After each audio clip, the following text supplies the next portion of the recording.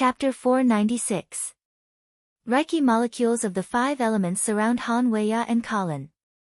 Green wood Reiki molecules rush to Han Weiya, brown earth, and blue water. Han Weiya has the Taoist root of wood, earth, and water. Colin is luckier. He gets the Taoist root of gold and earth, 2 Taoist roots. He is already talented in personal ability enhancement. Colin's good luck is despised by everyone. Ma Yiming scratches his head. It seems that his Taoist root of 4 elements is the worst.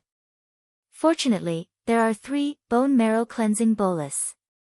One is for Han Weiya, one is for Ma Yiming, and the other is kept by Lin Luoran. Bone marrow cleansing bolus can't change a cultivator's Taoist root. It can only make cultivators with the Taoist root of 4 elements catch up with those with the Taoist root of 3 elements. It is only useful in the early stage of personal ability enhancement. The success of the foundation building, including the distribution of the marrow cleansing pill, was a happy result. Ma Shuangshuang has the highest personal ability among the 4. She has the Taoist root of 2 elements. After 5 years, she has no shortage of elixirs and spirit stones. She has successfully laid foundation before returning to the earth. She has become a real female cultivator in the laying foundation period. Ma Yiming originally has the Taoist root of 4 elements. His personal ability enhancement talent is much slower than Han Weiya's. He is only in the middle period of training qi. As for Han Weiya, she has no Taoist root. She has learned alchemy in 5 years, but she can't even command the alchemy furnace. Now that she has laid foundation, she is ready to practice hard so that she can practice the alchemy passed down by Danling Taoist. Without Lin Luoran's order, no one dares to accept the 3 starships outside Dongting City. They are still in the open space outside Dongting City. It has been 7 days since the Miaoyin spell conference ended. The crowd on Mount June Island has dispersed. The Lu family, represented by Lu Qingdai, is waiting for Lin Luoran's order. Before Lin Luoran entered the Dragon Palace, she once talked about the Earth transformation plan. The ozone layer is not impossible to create. With the level of civilization of the Nami Alliance, this technology has long been solved. Otherwise, the Nami star wouldn't have been rebuilt after the war 1,000 years ago. All creatures on the Earth can't survive without sunlight. Sunlight is composed of visible light, ultraviolet light, and infrared light. Half of the sunlight entering the atmosphere can penetrate the atmosphere and illuminate the earth and the ocean. This is the photosynthesis of green plants, which provides oxygen power for human beings. However, the shortwave ultraviolet rays and ultraviolet rays are harmful to human beings and creatures. The ozone layer is a natural barrier to isolate shortwave ultraviolet rays. What was difficult was not the creation of the ozone layer, but its maintenance. After the formation of ozone, its specific gravity was greater than that of oxygen, so it would gradually descend to the bottom of the ozone layer. As the temperature rose during its descent, the instability of ozone would become obvious. Then, after being irradiated by long-wave ultraviolet rays, it would once again be reduced to oxygen. The ozone layer protected this dynamic balance between oxygen and ozone. In addition to protecting the animals and plants on the Earth from shortwave ultraviolet rays, Lin Luoran believes that the ubiquitous gray fog that completely repels Reiki has something to do with the ozone layer.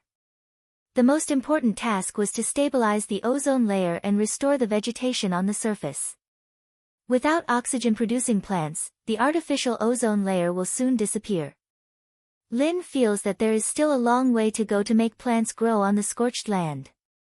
However, she can provide a lot of species. Great changes have taken place in Lin's space. The cottage was still the same, and the spiritual fields were still the same. What had changed were the 2 mountains and the lake. Lin Luoran transplanted many trees to the mountains and they grew well. However, last time she went to the wild planet with Danling Taoist's legacy and prepared to transplant some species to the 2 mountains. A red-tailed monkey was moved in with a branch. Yes, she realized that the 2 mountains and the lake could now support living things after losing the benefit of accelerating ripening. Big black bears, small ants, birds with wings, fish, shrimps, and shellfish in the lake. Except for Lin Luoran, humans are still not allowed to enter. The two mountains and the lake outside the spiritual fields are evolving to a complete biological chain. With this as the price, she faintly feels that no matter how high her personal ability is in the future, the spiritual fields and the cottage will not change. In fact, she is not a greedy person. Such a large area of the spiritual fields is enough.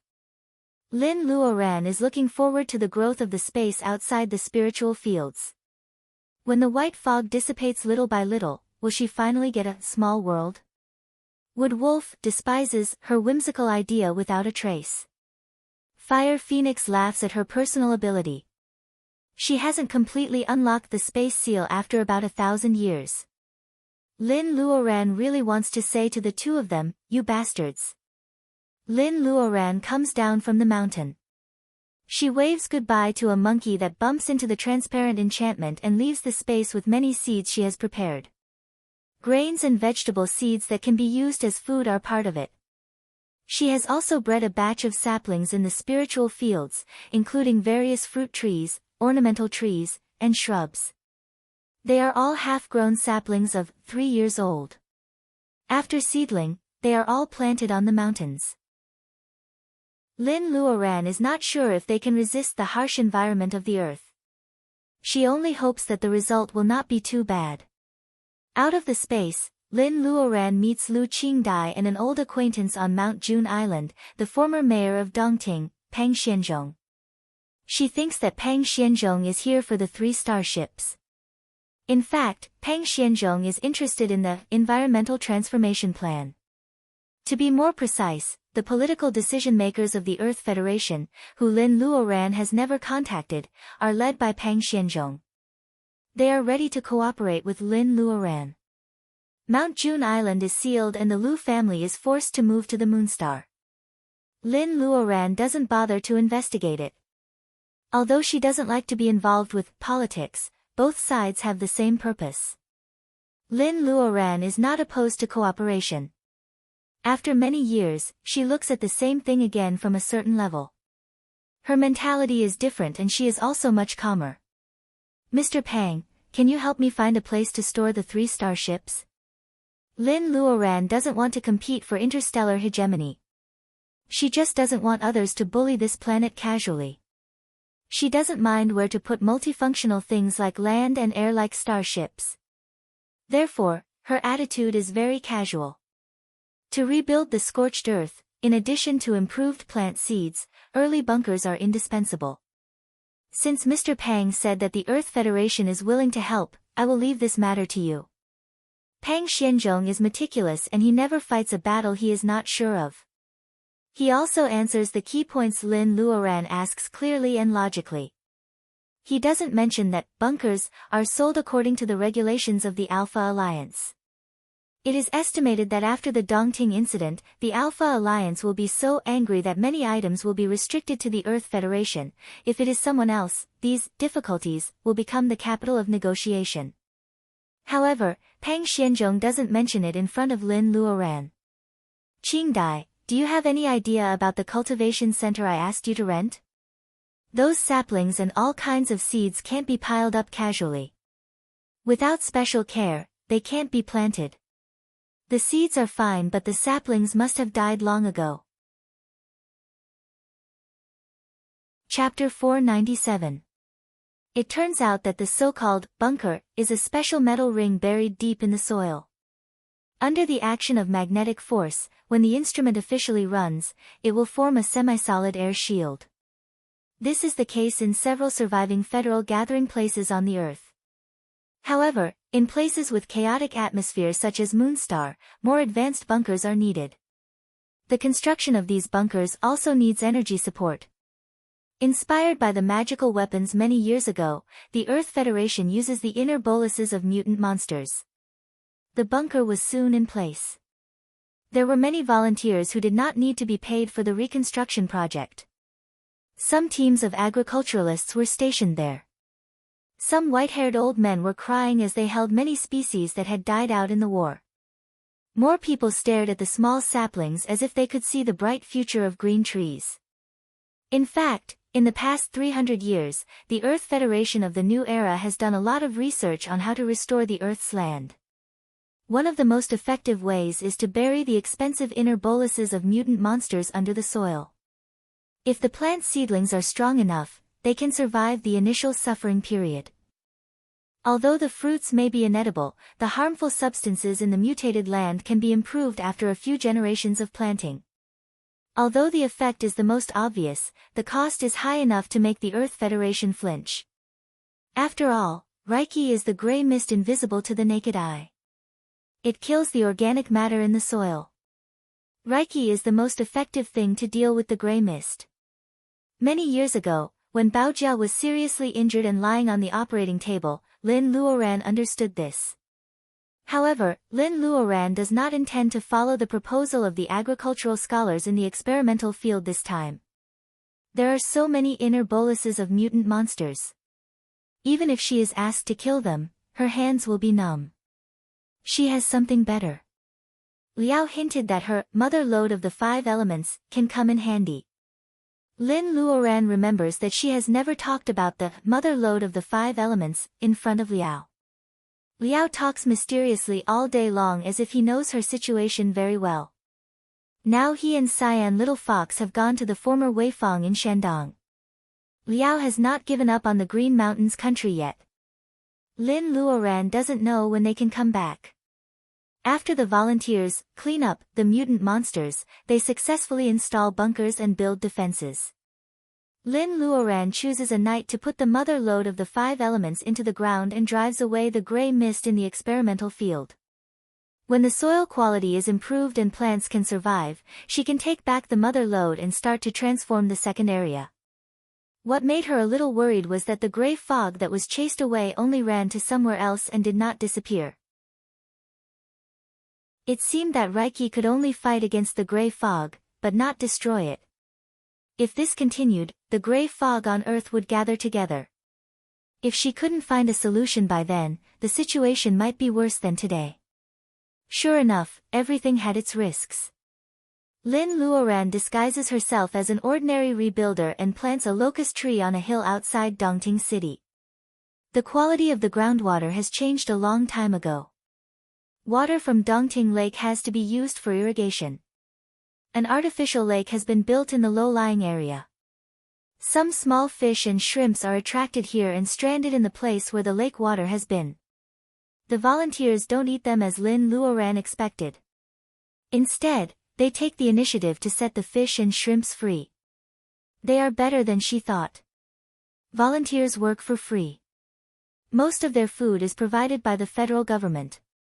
Occasionally, some wealthy big businesses will give volunteers extra meals. For example, today, the Han family, an interstellar merchant family in the 8th district of Moonstar, provides 1,000 pounds of white flour. The chopping board and the big pot are placed in the wilderness. Volunteers who are good at cooking take the initiative to cook. They knead the dough and make a fire. More than 100 people steamed buns and made dumplings together.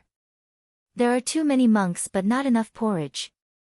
Some people get extra meals and some don't even feel that there is no soup left in the pot. Those who don't get to eat are not angry. Anyway, they are just having fun.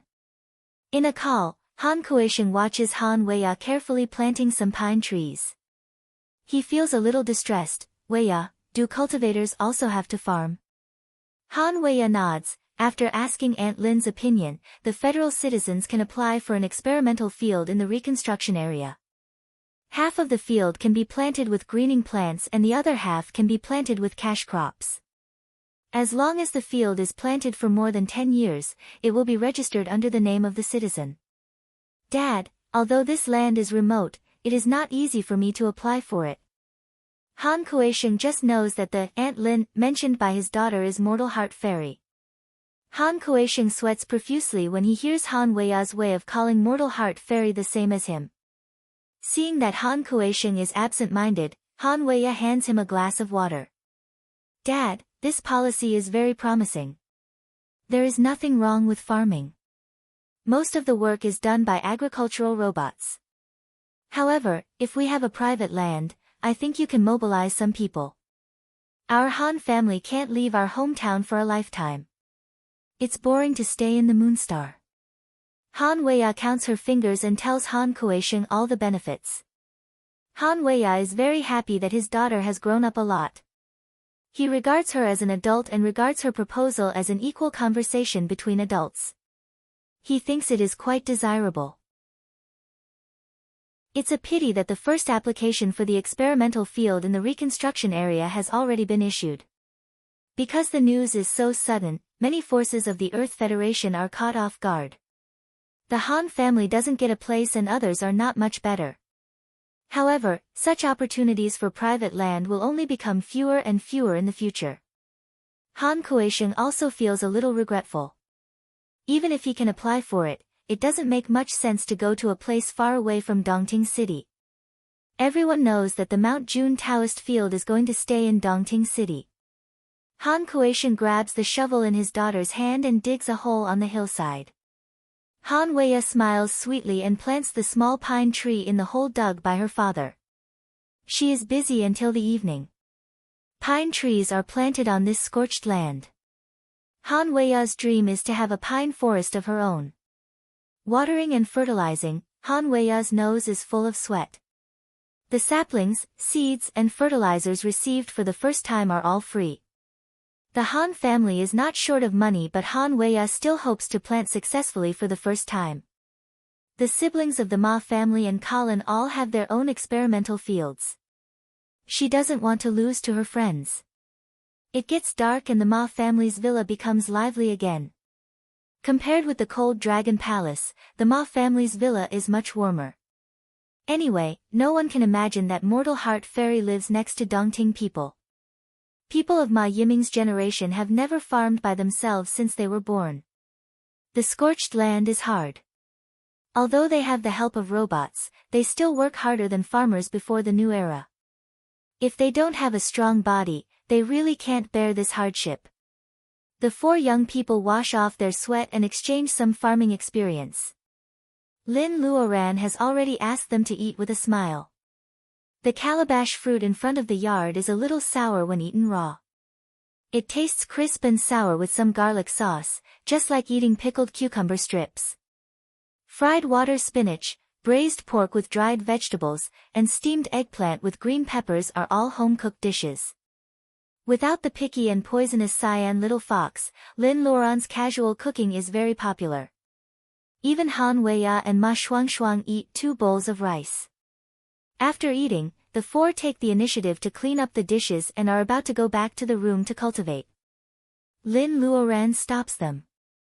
I will go to the center of Chuan province in 2 days. I don't know when I will return. Dongting City's affairs are all yours. Contact me if there is an emergency. Colin nods. Shall I go with you? Lin Luoran refuses. After the Miaoyin spell conference, Baojia leaves quietly. Except for the center of Chuan province, Lin Luoran can't guess where she will go. Chapter 498. The air is filled with the smell of scorched earth that makes people panic. Oxygen is thin, pollution and radiation are serious. When humans walk outside the Earth's settlements, they need to take anti-radiation treatment, wear gas masks and carry compressed oxygen equipment. In short, it is not easy to make money by hunting mutant monsters. Only cultivators like Lin Luoran can expose themselves to radiation and polluted air and walk freely on today's Earth. Rong City in the center of Chuan province contains the memory of the first half of Lin Luoran's life. From birth to cultivation, this city generally brings her happiness. It is not until she returns from Mount Penglai that everything changes dramatically. Including her impression of Rong City. While feeling sad, she also wants to escape. If Baojia doesn't come back here, she has no plan to come back in a short time. She finds the place where Qingqing Taoist temple used to be and finds that it has been cleaned up. A small illusion circle covers the hole under Qingqing Taoist temple. Lin Luoran doesn't know whether it is because of lack of spirit stones or because she has a broad vision now. She can easily find the magic circle eye of the illusion circle. This illusion circle can only prevent mutant monsters from running around. White Fairy floats out like smoke. She takes a look and points out the way for Lin Luoran. Baojia is not here. There is another living person in the cave. Lin Luoran follows White Fairy's instructions. She doesn't destroy the illusion circle and walks in slowly. The stones at the entrance are cleared and the green cave entrance is revealed. She goes down the steps and remembers that she found Commander Qin with a nervous face that year. Lu Zheng and the crazy Taoist were also there. The four of them personally put Baojia in the hollowed-out tree hole of the soul wood and she slept for many years. The upheaval of the earth has obviously affected Baojia. At this time, she is more like a new independent personality after waking up rather than forgetting the past. Even though Lin Luoran is a gathering vitality cultivator, she doesn't know how to face Baojia, who has a completely different personality. There is no light in the cave. Several glowing crystals are inlaid on the mountain wall. The light is soft and refreshing. Walking to the bottom, Lin Luoran sees a young man with timid eyes and a guarded face. Lin Luoran has mixed feelings. It is Duke Chao. To be precise, he is the former Duke Chao. The bottom of the cave was cleaned and covered with a mattress made of mutant wolf skin. Hidalgo Frank, former Duke of Chio. He is not stupid anymore. His eyes are innocent. Lin Luoran feels strange. White Fairy looks at him and says, he is as smart as a toddler now. Lin Luoran frowns. When she made the decision, she didn't expect that Baojia would value Frank so much that she even took him away from the Nami star. White Fairy asks for her opinion before she does it. Soul-searching spell, an illusion spell that White Fairy is good at. As an ordinary person, Frank is just a fool. It is already a very light sequela.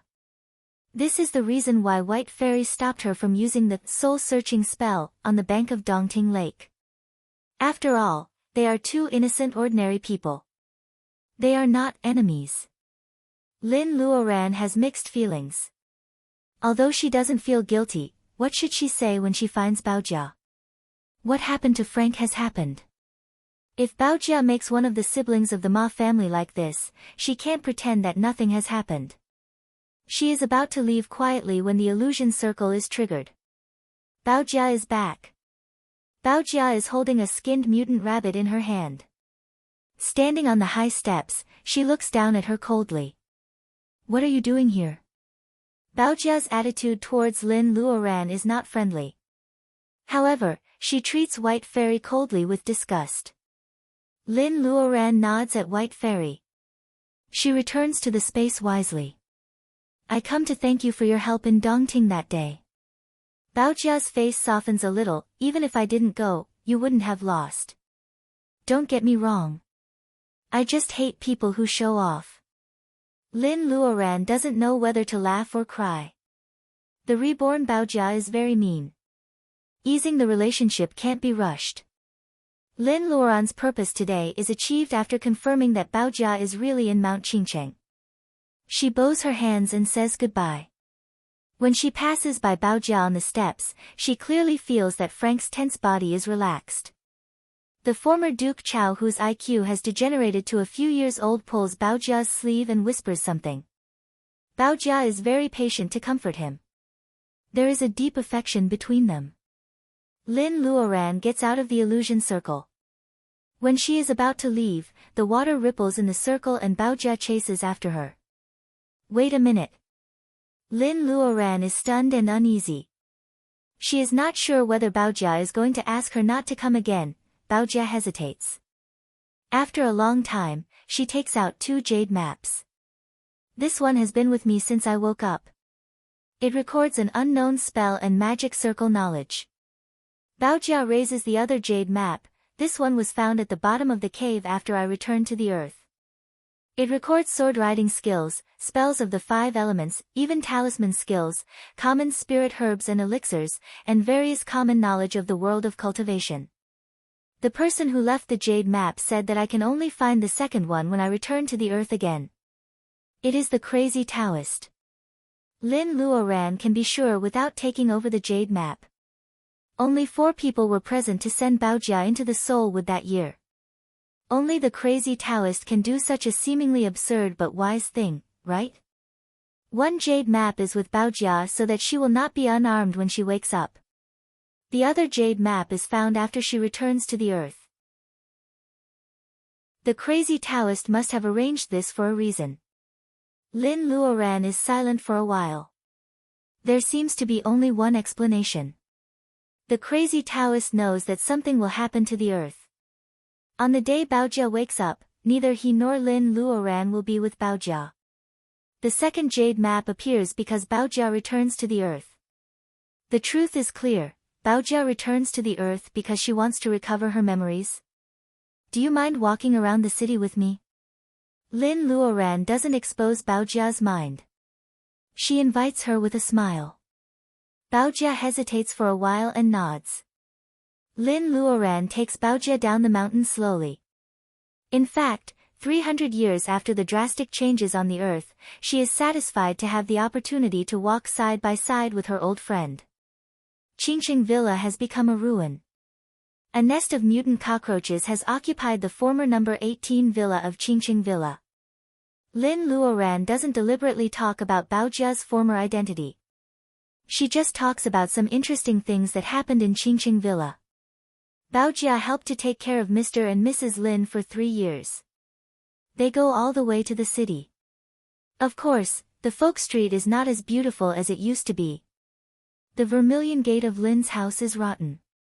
Lin Luoran points to the village and says, "This is another yard of Lin's family. You encouraged me to buy it." There are only withered bamboo roots buried under the rubble on the island. The amazing Ming and Qing dynasty mansion has changed beyond recognition. When they came here for the first time, Master Jia made Yunwu fragrant dumplings, with shrimps for them to eat. There was also the roasted ham with bamboo shoots produced on the island. Thinking about it, it feels like it happened in her previous life. It sounds like you had a good life in the past. Baojia speaks for the first time. She can't tell whether she is happy or angry. Lin Luoran shakes her head. Lin's family started self-cultivation. We moved from the countryside to the city. Your grandfather was the commander of the military division. You grew up in the capital. I have always cherished being friends with you. Baojia is surprised. Did she have a grandfather in the past? Baojia is about to ask in detail when she suddenly notices a huge wave of wood reiki erupting not far away. Lin Luoran also looks in the same direction. The green light has not dissipated yet. The wave of wood reiki not only alarmed the two cultivators but also a large number of mutant beasts living in the city. Even though the city has collapsed, Lin Luoran's extraordinary memory and eyesight still remind her of the place where the green light has not dissipated. It is the courtyard where Yang Lisha sold flowers. Lin Luoran and Baojia stand side by side in a pile of broken bricks. The green light shrouds the place. Something seems to be coming up to the ground. However, it doesn't succeed because of the debris piled up like a mountain on the ground. Do you know this place? Lin Luoran nods and keeps staring at the movement on the ground. Mutant beasts are roaring not far away. However, they are afraid of Lin Luoran and Baojia's powerful momentum and dare not go forward. The green light is very peaceful without any violence. The environment on the earth can't breed any natural treasures. Besides, this is the place where Yang Lisha opened her flower shop. Is the female monster coming out? Lin Luoran has an idea. She sweeps away the stones and bricks piled up on the original site. After a while, the green light finally breaks through the imprisonment of the scorched earth and emerges from the ground. A big crack appears on the ground. A luxuriant acacia tree emerges from the ground and slowly stretches its branches and leaves. Mutant beasts are restless. The spirit tree with abundant wood reiki is more tempting to them than ginseng fruit. Some mutant beasts are ready to challenge Lin Luoran's coercion. Lin Luoran ignores the mutant beasts. Her eyes fall on the green vines entwining the trunk of the acacia tree. Shisandra. Why does Yang Lisha return to her original body? The acacia tree shakes its leaves and a thick green mist spreads. When the green mist disperses, there is only a young man in a yellow robe left on the ground. He has a beautiful androgynous face. Lin Luoran's old acquaintance, the female monster Yang Lisha, whose original body is Shisandra, loses the thing that clings to her. She falls on the ground and is still a green vine. The young man stands quietly for a while. It seems that he remembers the past. The confusion in his eyes disappears. He looks down at the green vine and tears fall. Chapter 499. The young man in yellow has a very androgynous face. However, Lin Luoran can recognize that she is a woman as soon as she speaks, even though her voice is also a little low, a female monster whose original body is the acacia tree. The acacia tree whose original body was on the verge of collapse was actually saved by Yang Lisha. In addition to the soul wood, Yang Lisha's personal ability was also sacrificed. Looking at Yang Lisha who has returned to the original body of Shisandra, Lin Luoran can't judge whether it is worth it. Even though she is rational, Lin Luoran is not sure whether she will do such an extremely stupid thing for the sake of the people she cares about. Are you Voidy? Lin Luoran vaguely remembers that Yang Lisha did call her Voidy when she shouted at her angrily and forced her to fulfill the agreement. Lin Luoran thinks that the person Yang Lisha can't let go must be a male monster. Just like when she was young, the most touching thing in the world was love. Unexpectedly, the Voidy Yang Lisha talks about is a female monster who is more dazzling than ordinary men in the world. She wears a light yellow dress and her hair is simply standing up. She is different from the androgynous dress Lin Luoran wore at the Miaoyin spell conference in Dongting that night. The temperament of Voidy makes it hard to tell whether she is a man or a woman.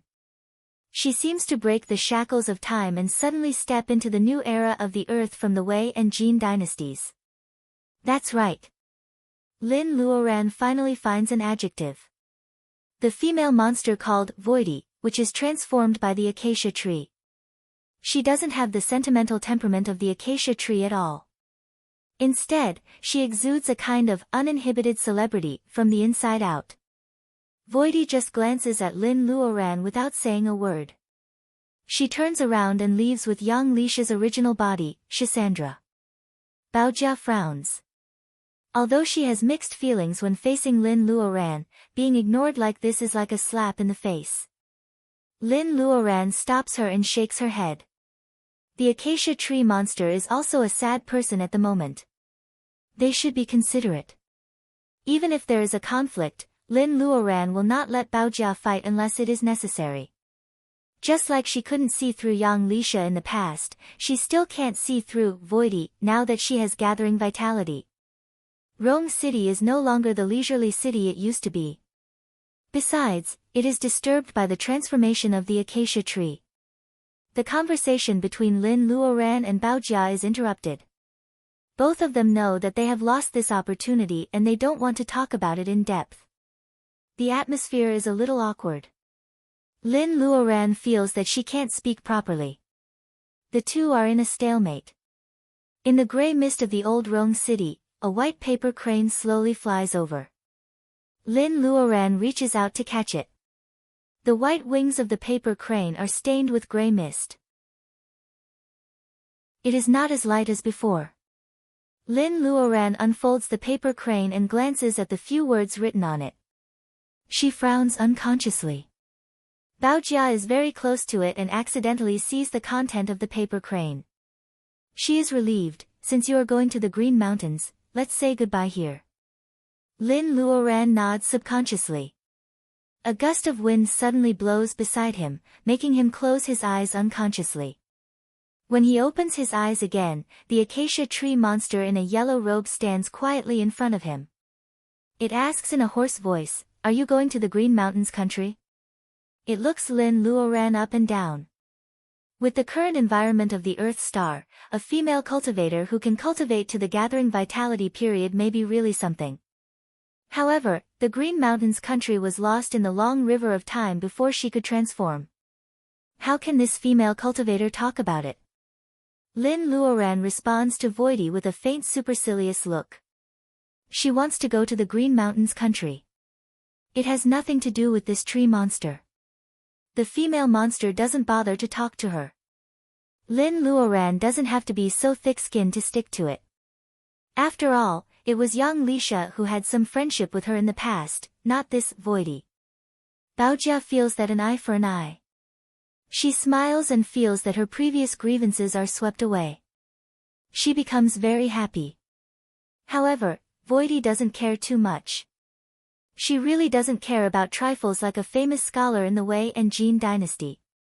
She reintroduces herself to Lin Luoran. My name is Unscented. Unscented.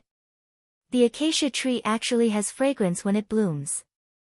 It just needs to be calm to smell it. Lin Luoran looks at the 5-flavor vine wrapped around Unscented's wrist. She remembers her friendship with young Lisha when they went to the Tower of Babel and traveled through ancient Babylon. Her previous unhappiness disappears and she nods. Lin Luoran. Unscented suddenly realizes, it's you. Before she transforms again, she has been sober with the energy of the soul wood and the silly girl. The girl mentioned the name, Lin Luoran, in front of her, but it was not a good thing. Young Lisha was just worried that Unscented's realm would be unstable after the transformation. Young Lisha told Unscented that Lin Luoran could take out 2 soul wood and she might have a 3rd. Monsters don't have the hypocrisy and shame of the human race. Unscented doesn't think what young Lisha did is wrong. However, if she wants to go to the Green Mountains now, she has to rely on Lin Luoran. Unscented can only give up young Lisha's plan. Monsters have no moral shackles, but it doesn't mean that they are a group of heartless beasts who bite the hand that feeds them. I wonder if fellow cultivator Lin can do me a little favor. Lin Luoran thinks for a while and nods. Baojia is a little angry. She thinks Lin Luoran is too soft. She gives up her previous prejudice when others show a little kindness. Baojia, who now changes her name to Nolan Mancia, doesn't realize that if it weren't for Lin Luoran's good temper, how could they talk easily after what happened in Nami Star? Lin Luoran doesn't understand Baojia's thoughts. The tree monster Unscented's personal ability is unfathomable. Lin Luoran is not sure that she can win. There is no deep hatred between them. In fact, they even have some history. It is not shameful for both of them to take a step back. With such an idea, Lin Luoran can nod calmly. We are all cultivators. You don't have to be so polite. Weifang, Shandong. Mancia Nolan Mancia goes all the way from Rong City to Dongting. She hires professionals to take care of Frank and then hurries to Weifang, Shandong with Lin Luoran. Looking at the man and the monster talking and laughing side by side, Nolan Mancia convinces herself that she just doesn't like the arrogance of the tree monster. It is definitely not because she is protective. Even though she has completely forgotten Lin Luoran, her old friend, Lin Luoran is a good person. She selfishly doesn't want Lin Luoran to be deceived by the monster. Besides, the tree monster looks neither male nor female. Nolan Mancia is silent all the way. She doesn't hide her unhappiness. Fellow cultivator Lin, is this the place? Unscented closes her eyes. The scorched earth is glowing with rich Reiki. Mutant monsters have completely occupied the scorched slope where Reiki is leaking. Seeing Lin Luoran and others, they stare at them covetously, treating them as powerful unknown creatures who come to snatch their territory. Lin Luoran has sharp eyes. At the feet of a mutant elephant, she finds a touch of stimulating green on the scorched earth. It is an ordinary dandelion seedling before the new era, but now it is really growing on the scorched earth of the new era earth. The Reiki leakage is so serious. There must be a big turbulence in the Green Mountains. Lin Luoran doesn't know how Liao and Cyan Little Fox are doing. Lin Luoran is worried. In addition to the time wasted by the paper crane on the way, the situation of the Green Mountains may be worse. What makes her anxious is that even if she gets the way to enter, she still has to wait until night. I hope there will be a moon tonight. The power of moonlight will be at its peak when the weather is sunny at night. Lin Luoran is not a survivor of the Green Mountains. If she hadn't been with Cyan Little Fox for many years, she wouldn't have been able to enter even if she tried her best. 2 people and a monster are all cultivators.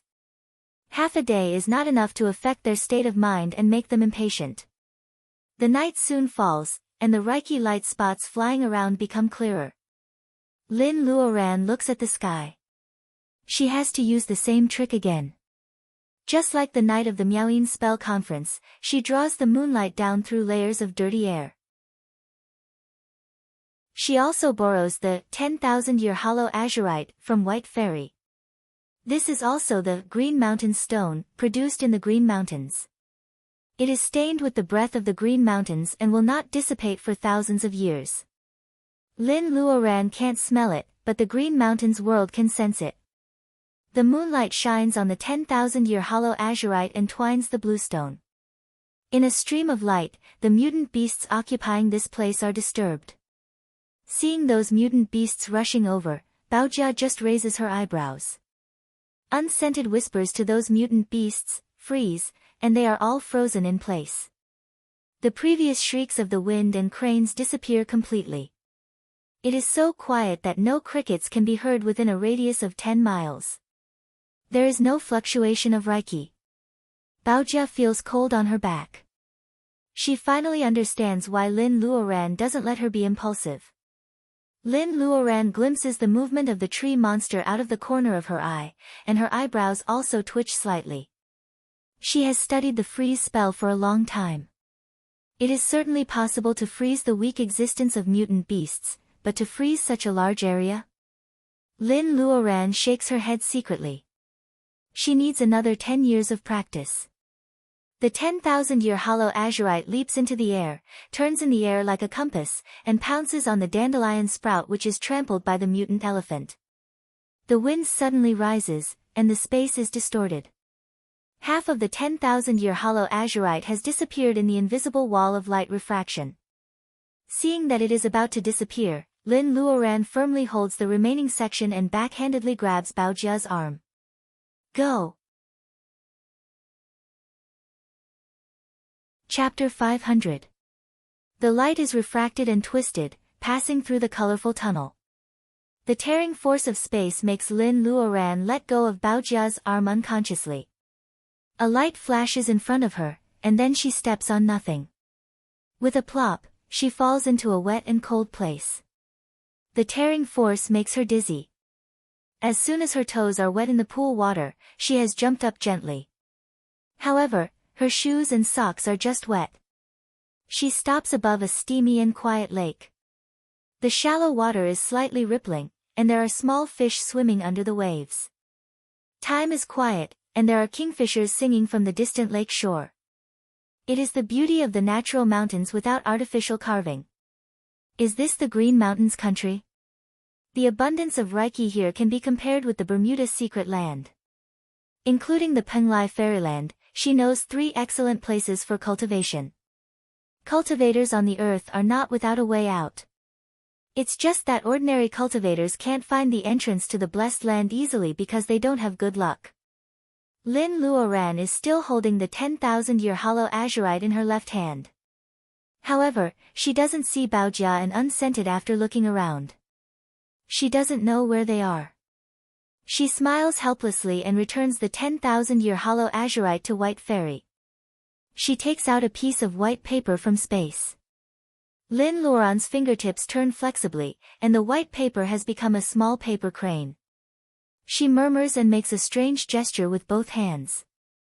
Seeing that the paper crane is about to fly again, she bites her middle finger and squeezes a drop of essence blood into the paper crane. When the blood light fades, she shows the appearance of Cyan Little Fox and Liao in the void again. She pinches them into fog beads and also submerges them into the paper crane. It is easy to ask a paper crane to deliver a letter.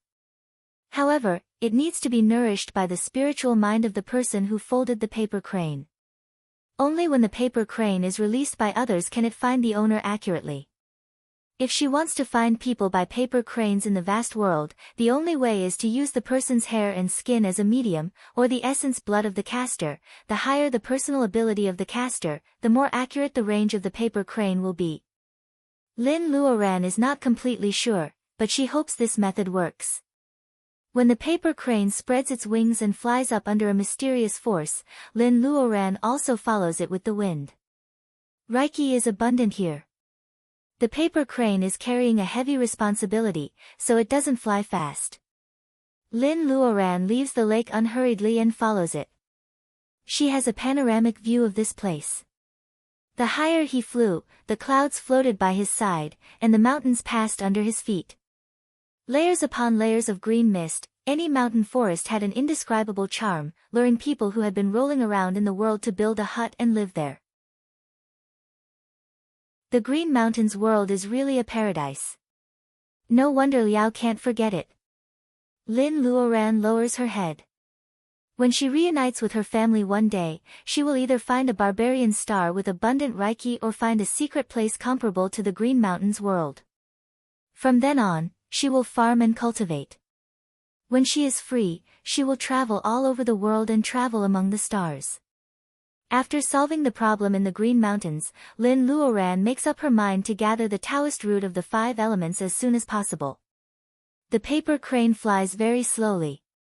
Lin Luoran checks along the way. The Green Mountains world is rich in species. There are exotic flowers and grasses, snakes and insects everywhere. In addition to ordinary beasts, there are also many rare beasts.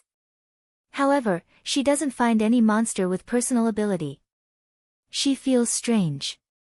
Even if they can't develop sapience, there should be a lot of beasts accepting spirits into their bodies after staying in a place like the Green Mountains for a long time. Lin Luoran makes a note of this unreasonable place and strengthens her vigilance. The paper crane has been flying for 2 days and it has no strength to continue. Its wings stop and it is about to fall. Lin Luoran catches it. The land of a world is naturally vast. Lin Luoran doesn't expect to find the end in 2 days. However, when she drops her essence blood again, the paper crane, which was originally safe, suddenly burns without fire and turns into ashes in front of Lin Luoran. It's kind of interesting. In the space, Fire Phoenix used to have the highest personal ability and the closest connection with space. Since Lin Luoran entered the Green Mountains world, Fire Phoenix has been paying attention to the situation outside. The Green Mountains are totally different from its previous impression. When the paper crane burns without fire, Fire Phoenix finally can't help but marvel. Lin Luoran has an idea. Fire Phoenix, have you been to the Green Mountains world before? Fire Phoenix laughs. When I came, the Green Mountains and the earth today belonged to the wilderness. There was no distinction between worlds. Those damn foxes were clever and cunning. They separated the Green Mountains from the wilderness with external forces. You see, the earth is coming to an end, but the Green Mountains are still full of Reiki and have been preserved. Fire Phoenix's words give Lin Luoran an idea. Why did the 9-tailed fox family make the Green Mountains a world of its own and separate it from the wilderness? The earth's Reiki declined and entered the age of chaos, but the Green Mountains were preserved. Did the 9-tailed fox family know that the earth would have such a day? Fire Phoenix is shocked. How is it possible? This news can't be leaked at all. It blurts out and then closes its mouth. Lin Luoran still catches the faulty wording. She flashes into space and pulls Fire Phoenix out. What news? What do you know? Fire Phoenix's words are evasive. I have been sleeping for a long time. I don't know anything. Lin Luoran narrows her eyes and strangles its neck. Fire Phoenix screams, I really don't know. Let go of me. Damn it. Since Lin Luoran cultivated the primordial spirit after gathering vitality, she also has a way to deal with souls of departed like them. Fire Phoenix is so strangled that it almost rolls its eyes. It has to say vaguely, at that time, spells were flourishing, and the monster race was full of powerful people. The human race was also proud of training Qi.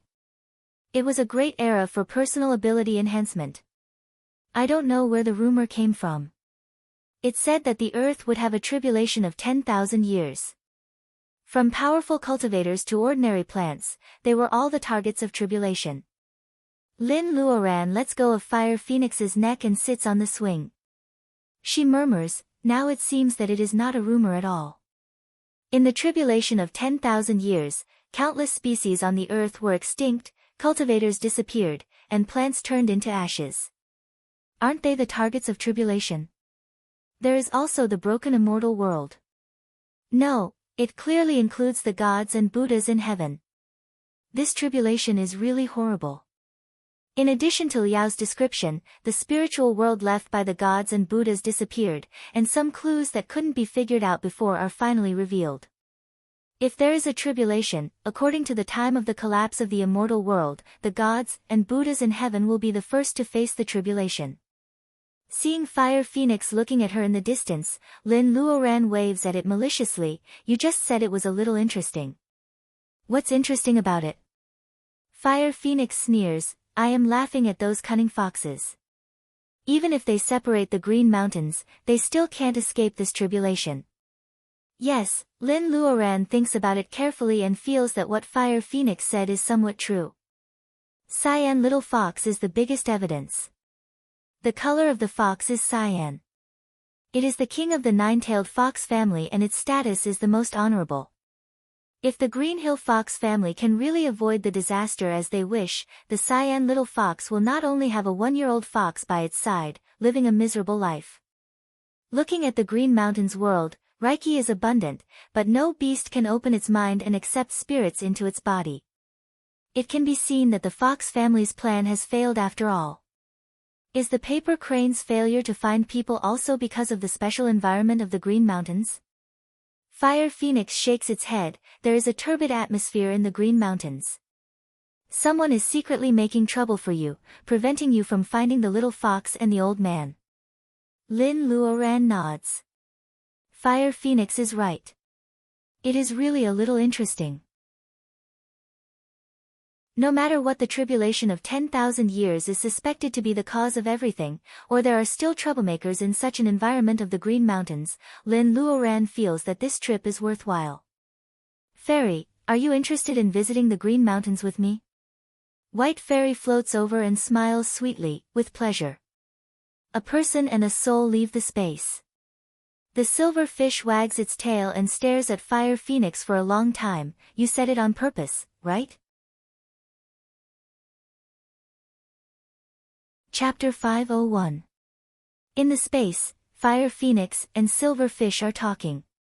Lin Luoran has no idea that she is rushing along the northeast direction at this moment. The paper crane is secretly destroyed by someone.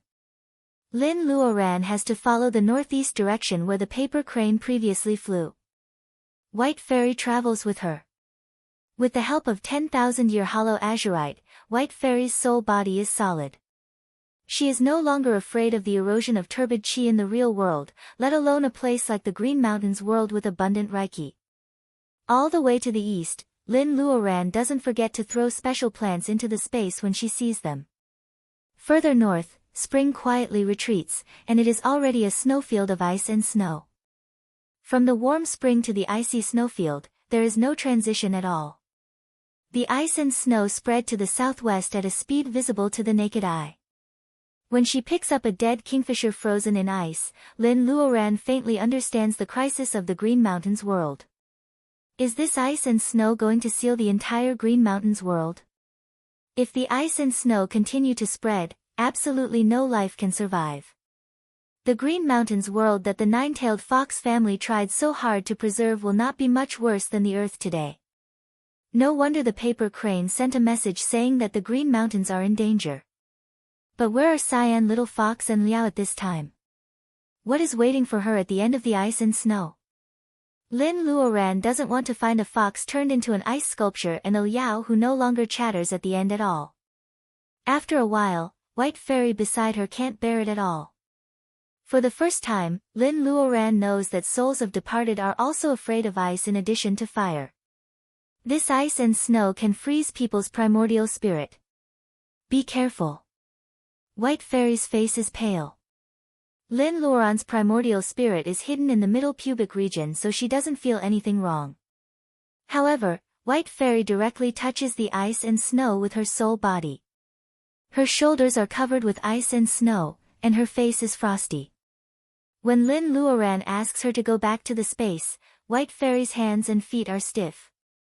This strange ice and snow can hurt souls of departed. Lin Luoran shrinks her neck without caring about her image. She has to reach the destination as soon as possible before her physical body can resist it. The snowstorm roars. Lin Luoran speeds up. The snow condenses but does not melt. Soon, Lin Luoran's shoulder and hair turn into a white sheet. She looks like a moving snowman. Along the way, they saw more and more stiff and dead animals. The low plants on the ground had long been submerged. Only the towering trees were left standing proudly on the snowfield, retaining the posture before they were frozen. It was like the ice sculpture festival in Bing City before the new era. But with a light touch of his finger, a frozen towering tree fell on the snowfield into pieces. When it collapsed, it was like dominoes falling, and the chain effect caused the snowfield to be covered with snow. The place that used to be a dense forest had all collapsed.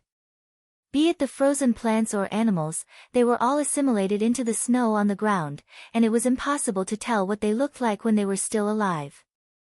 Lin Luoran feels that her hands and feet are stiff. Her eyelashes are gradually stuck by the falling snow. She can hardly open her eyes. The fire meta flows around and dispels the coldness in her meridians. Before Lin is frozen, she finally sees an ice peak in the distance. The floating cloud is only halfway up the ice peak, which shows how high this mountain is. Snow is falling everywhere. It should be a fairy-like place. However, the white cloud halfway up the mountain seems to be frozen by the ice and snow. It looks dull and the beautiful scenery becomes lifeless. At the foot of the ice peak, there are many crystal and lovely flowers that have not been submerged by the ice and snow. Lin Luoran once saw them in a remote mountain village, so she is familiar with them. However, these flowers, which are said to be able to realize people's wishes, are now so fragile that a large number of them will fall if she moves a little. They will instantly turn into powder and assimilate into the snowfield. They can't even protect themselves, let alone realize people's wishes. Lin Luoran extends her spiritual mind. The entire ice peak is dead silent, without any sign of life. She is a little disappointed. However, with the state of mind of the gathering vitality period, she is no longer the little girl who would lose her mind when she was hot-headed. Lin Luoran still carefully searches the entire area. Her divine sense was carefully probing. Someone had destroyed the paper crane locating spell, but the enemy who had been lurking in the dark along the way didn't give the game away. This was obviously not a happy conclusion. Wait, there are some abnormal fluctuations behind the ice peak. Lin Luoran hesitates for a moment and flies away. After she disappears in the depths of the frozen floating clouds in the mountain, a jackdaw crouching among the branches at the foot of the mountain, which is also frozen, opens its eyes.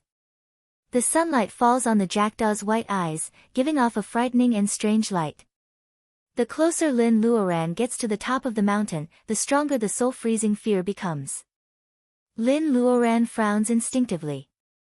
When she is about to reach the top of the mountain, she changes her route and takes a detour. The feeling of palpitation fades away. Lin Luoran feels that she has avoided some unknown danger. She climbs over the ice peak from the side and walks in the direction where she found the fluctuations before. On the other side of the ice peak, there is an endless ice field, which looks nothing special. After Lin Luoran bumps into a large area of ice sculpture trees, she has an idea and finally finds something wrong. This ice field is too flat. Although the ground is covered with snow, the ice peak and flat land are either rugged rocks or towering ancient trees. There are also many animal corpses. Only the vast ice field that Lin Luoran sees at this time is as flat as a mirror carefully polished by a craftsman. Mirror. No, it should be a lake. It turns out to be a lake. Lin Luoran carefully feels the fluctuation. Under the thick ice, there is indeed a fluctuation different from water Reiki. Fire Phoenix, is there any way to go down? This kind of ice is very difficult to melt. Even if she uses meta, Lin Luoran just subconsciously discusses with Fire Phoenix. Unexpectedly, Fire Phoenix ponders for a while and really nods. Water and fire are incompatible. I don't have a way, but Sister Silver Fish has a way. Little Silver Fish. Lin Luoran has seen the fire of nirvana of Fire Phoenix and the cunning arts of nature of Wood Wolf. However, she has never associated the ignorant little silver fish with the word powerful because of the deep-rooted impression of it at the beginning. When she is in a trance, Fire Phoenix drags out a skeleton from its room with a distressed expression. Lin Luoran finds it familiar. After thinking for a while, she pats her head. Isn't this the dragon skeleton she got in the Dongting Dragon Palace? It has been taken by Fire Phoenix, but there is no news about it. After so many years, she almost forgets it. What's the relationship between the dragon skeleton and the silver fish? Fire Phoenix smiles like a charlatan. Haven't I told you that there is a way for the three of us to get out of this space temporarily? Lin Luoran's eyes are flashing with flames. She is 100% sure that Fire Phoenix, the scumbag, has never said anything. Fire Phoenix avoids Lin Luoran's murderous eyes and murmurs with the silver fish for a while. The confusion on the silver fish's face dissipates a little. Facing Fire Phoenix's entrustment, it nods its head solemnly. Wood Wolf wants to go forward, but it is fanned away by Fire Phoenix's wings. Lin Luoran feels that Fire Phoenix has become very strange after entering the Green Mountains world. This thing used to not take the initiative to explain to her. However, when the paper crane spell is destroyed, it takes the initiative to talk about the past. It also takes the initiative to say that the three residents of the space can go out. Unexpected events that Lin Luoran has never considered come to her one after another. Everything is as strange as the Green Mountains world that seems to be swallowed up by ice and snow. She doesn't even have time to think about the reason why Fire Phoenix becomes strange. She sees the silver-white half-solidified body of the little silver fish jumping into the dragon skeleton. Lin Luoran is speechless. Even White Fairy is not calm. After the little silver fish disappears on the dragon skeleton, the shrinking light on this skeleton which has existed for many years is like the beating frequency of a heart. Some flesh and blood actually appear on the skeleton inexplicably. It is evolving in the direction of perfection. Flesh and blood grow from white bones. Although Lin Luoran has seen many strange things with her own eyes since she embarked on the path of personal ability enhancement, she still pinches her thigh quietly when the dragon skeleton in front of her grows flesh and blood. It gradually becomes plump and is covered with silver dragon scales. The silver dragon opens its heavy eyelids. Its eyes are clear and a little confused. Lin Luoran can't be more familiar with this kind of eyes. It is the little silver fish. Lin Luoran doesn't understand how the little silver fish merges with the dragon skeleton. The giant dragon in front of her is not an illusion. Its flesh and blood are real and White Fairy doesn't see anything wrong. Get out quickly. Sister Silver Fish can't hold on for a long time. Lin Luoran nods. The giant dragon is huge. She sits on the dragon's head and holds the dragon's horns tightly with both hands. The silver dragon coils up and takes Lin Luoran through the thick mist of the space. Lin Luoran is surrounded by a sense of stickiness and suffocation. She suddenly realizes that even if the little silver fish is attached to the dragon skeleton, it is extremely hard for it to get out of the space. At least as the owner of the space, she only needs to think about it and it has never been so hard. After getting rid of the stickiness that binds her body, Lin Luoran has already left the space on the silver dragon. The icy cold air made her shocked. Was the snowstorm coming again? She was riding on the dragon's head, hovering high in the sky far away from the surface of the ice mirror lake, brushing past the sluggish floating clouds.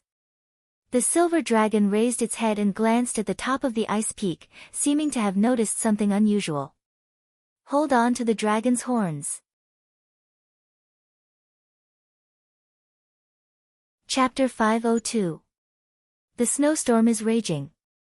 Lin Luoran holds the dragon's horn tightly. Before the silver dragon breaks the ice, the snowstorm has already arrived. Lin Luoran frowns and instinctively releases a ball of gathering vitality's true fire. The fire goes into the snowstorm cyclone.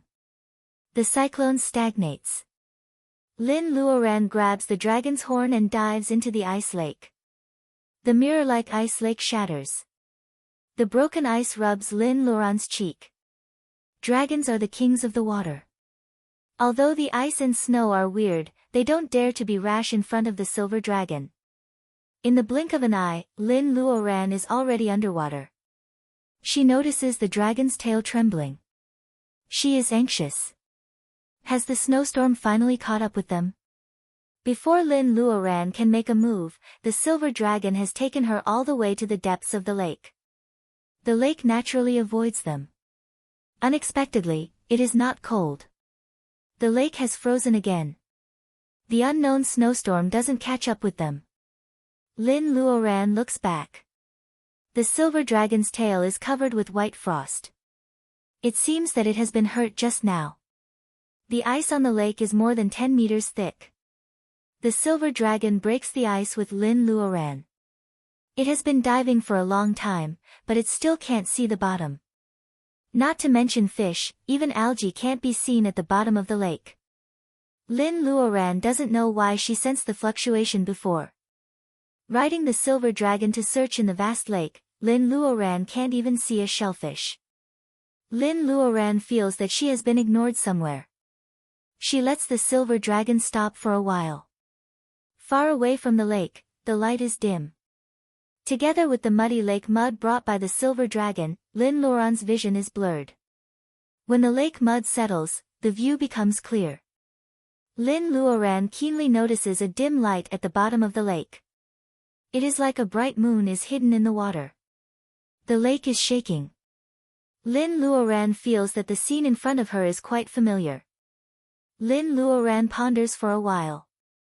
She remembers that Yang Guo jumped into the cold pond in the Return of the Condor Heroes. There is another world in the pond water. An idea comes to her mind. She pats the silver dragon's forehead. Go there. The silver dragon shakes its body and understands. A pterosaur swims to the light source at the bottom of the lake.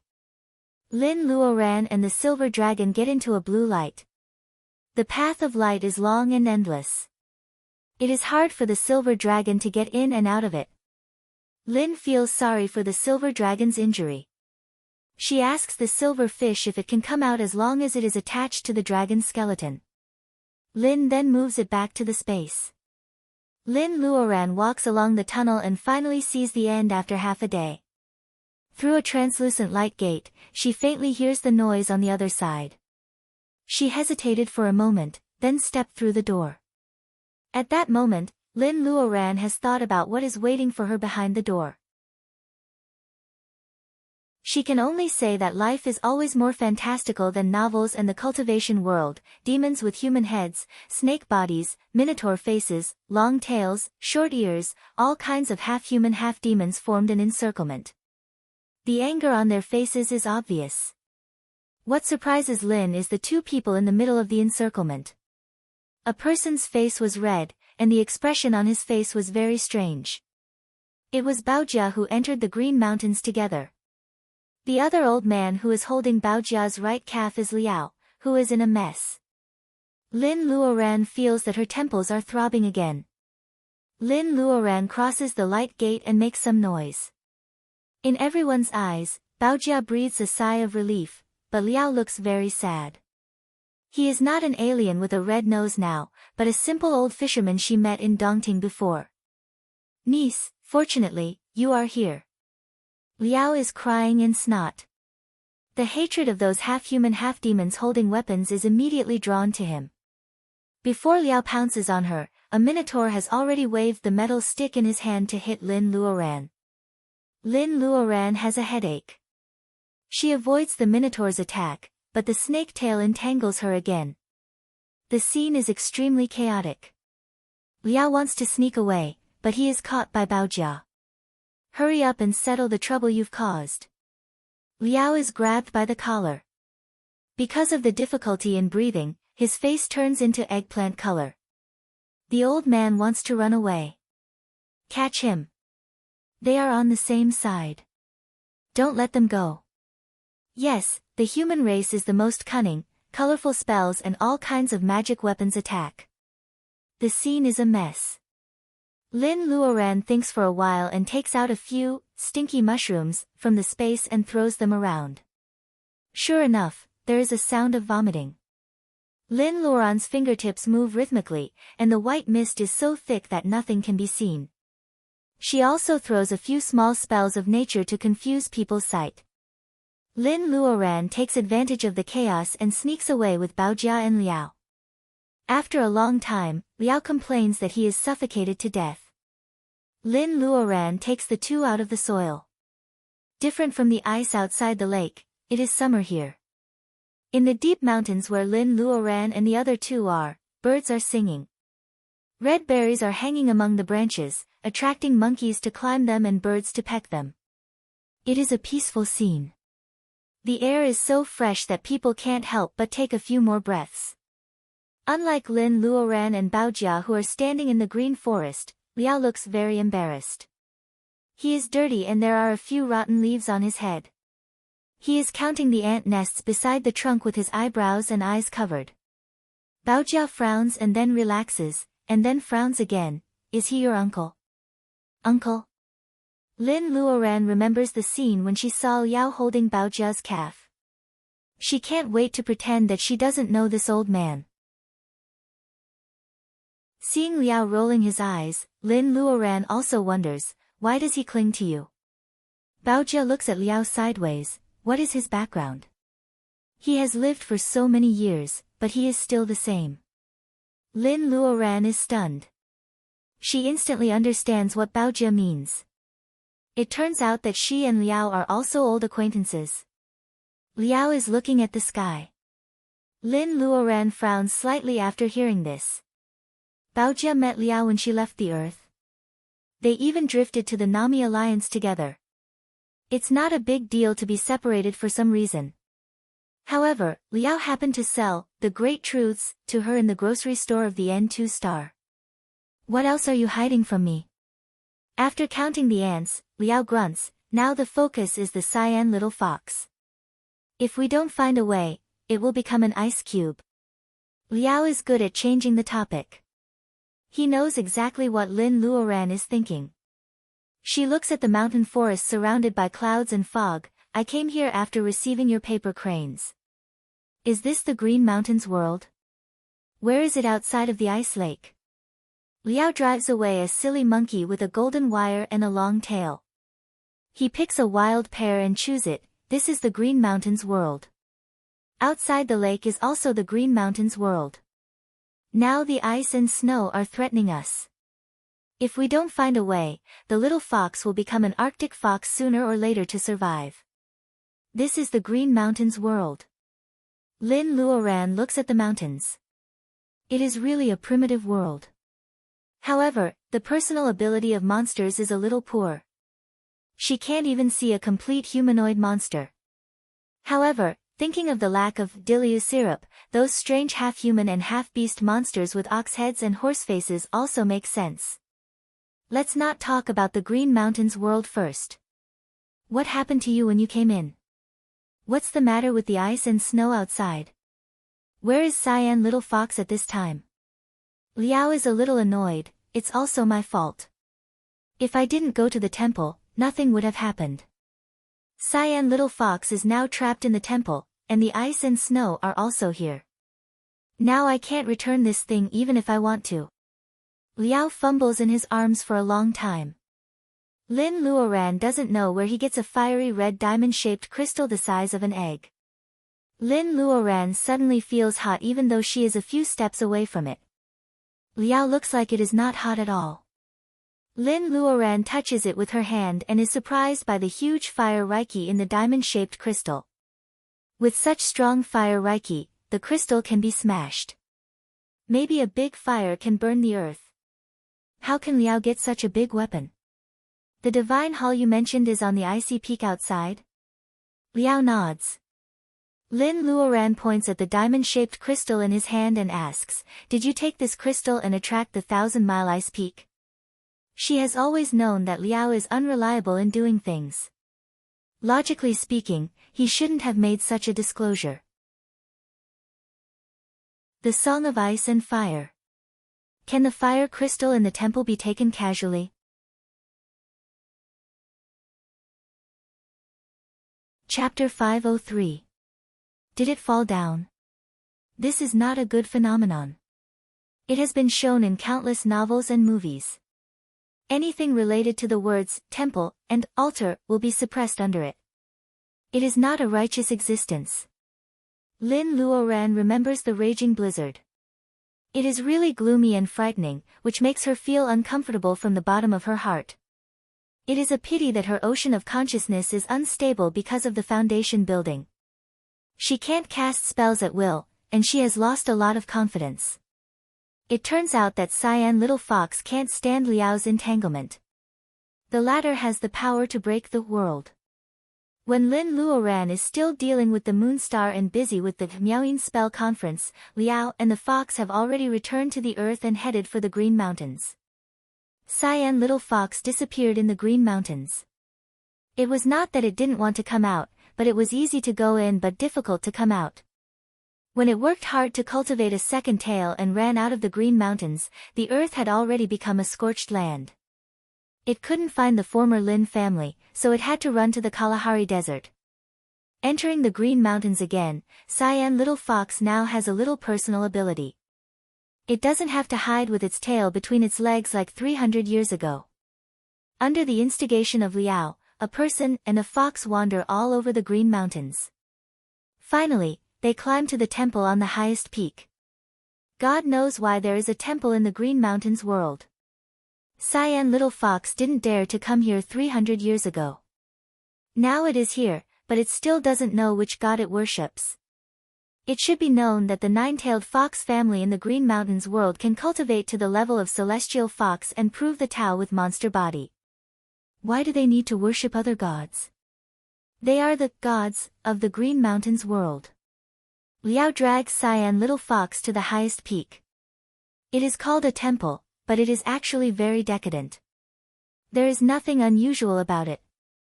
This is the nest of the nine-tailed fox. Cyan Little Fox has never thought that there will be insidious things in this dilapidated temple which occupies the highest terrain of the Green Mountains world. Liao is a lively person. Seeing the temple is so dilapidated, he makes an appointment to go down the mountain. However, before we step out of the dilapidated temple, the mountain suddenly shakes a few times. The temple is so dilapidated that the altar collapsed at that time, revealing this broken crystal. How can an earthquake happen so coincidentally? Lin Luoran stares at the diamond-shaped well and is also annoyed. "Uncle Liao, why didn't you return it at that time?" Liao stares at her without saying a word. Lin Luoran blushes. The world of cultivation is not otherworldly. Many cultivators, including Lin Luoran, have the same idea as Liao. Things picked up for free are collectively called lucky chances. When Liao picked it up, he didn't expect it to be so troublesome. Seeing that Lin Luoran doesn't blame him, Liao continues, "The Cyan Little Fox sees something unusual. It asks you to return the crystal. Of course, there is no time to return it." Lin sighs. Liao picks up the crystal. Cyan Little Fox seems to think of something and asks him to return it quickly. Before Liao takes action, a mass of white light rushes out of the broken altar. In the blink of an eye, Foxy was sucked in. Master Liao wanted to reach out to grab it, but his fingers almost froze. Fortunately, Lord Liao was quick enough to throw a treasure inside to protect it. Liao talks about this part proudly, but he is too embarrassed to tell the second part about running away. Lin Luoran knows it and doesn't feel embarrassed to tell him. She just asks him what kind of treasure he threw in. It's a collar. Liao is very proud. That is not an ordinary collar. He woke up from the broken world of immortals and finally picked it up from a pile of junk. After many years of testing, it does have some magical effects. Collar. What kind of collar? Lin Luoran is scared. She thinks something is wrong. Suddenly, she remembers a collar she picked up in the Misty Palace. She takes it out and shows it to Liao. Liao clicks his tongue. It's not as good as mine. It can trap mythical beasts. It is carved with unicorns, dragons, and phoenixes. It's very impressive. So, Cyan Little Fox was caught in a hurry, and you threw an animal collar on it? Liao nods. It's not a shame to match it. Without its master, ordinary people can't get close to Cyan Little Fox. It's a kind of protection. Lin Luoran is speechless. Yes, even a broken boat has 3 pounds of iron nails. It is natural that the animal collar from the world of immortals has some tricks. Although Liao's behavior is absurd, he does it for the Cyan Little Fox. Even so, when Lin Luoran thinks that Cyan Little Fox is trapped by the animal collar, it may be willing to die even if it is protected. That's it, Sundara. After that, you took this crystal and hid in the lake. That's why the outside world is covered with ice and snow. The snowstorm chased the fox to the ice lake and stopped. It was not because of the abnormality of the lake water, but because it was afraid of the crystal in Liao's hand. However, judging from the thickness of the ice in the lake, it was just a matter of time before it chased after the fox and turned the Xanadu on this side of the lake into an ice world. Although the crystal can restrain ice and snow, everything in the world is the same. Fire can restrain water, and water can also put out fire. When the ice and snow is strong enough, no crystal can restrain it no matter how powerful it is. The most important thing is that Cyan Little Fox is still in the hands of the unknown existence. Lin Luoran clears her mind and turns to ask Baojia, how did you get here? Did you see the acacia tree monster? Baojia shakes her head. I woke up in a forest and fought with those monsters several times. Then I met Uncle Liao. Lin Luoran smiles bitterly. Uncle Liao, what did you do to make these monsters angry? Liao is no longer as wretched as before. He straightens his chest and takes out many things from his arms. There are teeth of monsters, spirit herbs, ores, and so on. Lin Luoran and Baojia are dumbfounded at the sight of these things. Could it be that you stole it? It must be so. No wonder the monsters besiege him angrily. For the first time, Lin Luoran feels that she is helping the wicked. Baojia and Liao have been together for a while. She says thoughtfully, you stole these things to anger those monsters. Do you want to lead them to save Cyan Little Fox? Liao's secret is revealed. He laughs awkwardly. Lin Luoran feels a little guilty for wrongly blaming Liao. She thinks about it and shakes her head. The ice and snow are extremely powerful. These monsters are safe and sound now. I'm afraid that you are hiding on this side of the lake with the crystal in your hand. Obviously, they have no chance of winning against the unknown existence. The solution is very simple. She has to return the crystal and place it on the altar of the temple, provided that the crystal can still restrain the powerful ice and snow. The question is, who can put the crystal back? Lin Luoran thinks of her heart palpitations when she was close to the top of the ice peak. It turns out that Liao's plan to provoke the anger of the monsters and then attack the temple together is extremely unsuccessful. If Lin Luoran doesn't appear in time, not only will he be killed by the monsters, but also Baojia will be implicated. Compared with conspiracies, Lin Luoran prefers open and above-board schemes. She takes Liao back to the previous battlefield and lays out all the things Liao stole before. Monsters come one after another, and they don't know what Lin Luoran wants to do. Lin Luoran returns the things. She doesn't instigate or add fuel to the fire. Of course, she doesn't whitewash things. She just tells these monsters about the crisis facing the Green Mountains world at this time. Should they choose to fight with her or be cowardly and wait for the ice and snow to suppress the power of the crystal? In the end, they will die. These monsters should know what to do. Despicable human race, how can we judge whether what you said is true or not? A lark chirps. Liao stole its eggs. It's really hateful. No wonder it is vigilant. Besides, outside the lake is just an affiliated place of the Green Mountains. The Green Mountains are everlasting all 4 seasons. What kind of ice and snow can affect here? These monsters are isolated from the world. There is no human race in the Green Mountains world, and the people here are simple. They have a bad impression of Liao, whom they first met. Hearing the lark's words, all monsters look at Lin Luoran suspiciously. Lin Luoran doesn't refute. She puts the crystal in her hand into the space in public. Without the crystal, the monsters stand very close to the light gate of the ice lake. The cold air coming from the sparkling twisted wall makes everyone shrink their necks. A lot of moss grows on the moist ground. The vibrant moss has been covered with a layer of frost in just a few minutes. The air of ice and snow ignores the barrier of the lake, making people feel cold from the bottom of their hearts. They finally understand that what Lin Luoran said is true. The Green Mountains world is facing a life and death situation. Either the glorious fire will suppress the white snow, or the everlasting Green Mountains will become a barren land of snow. This is the battle song of ice and fire. The monsters have been singing it unconsciously.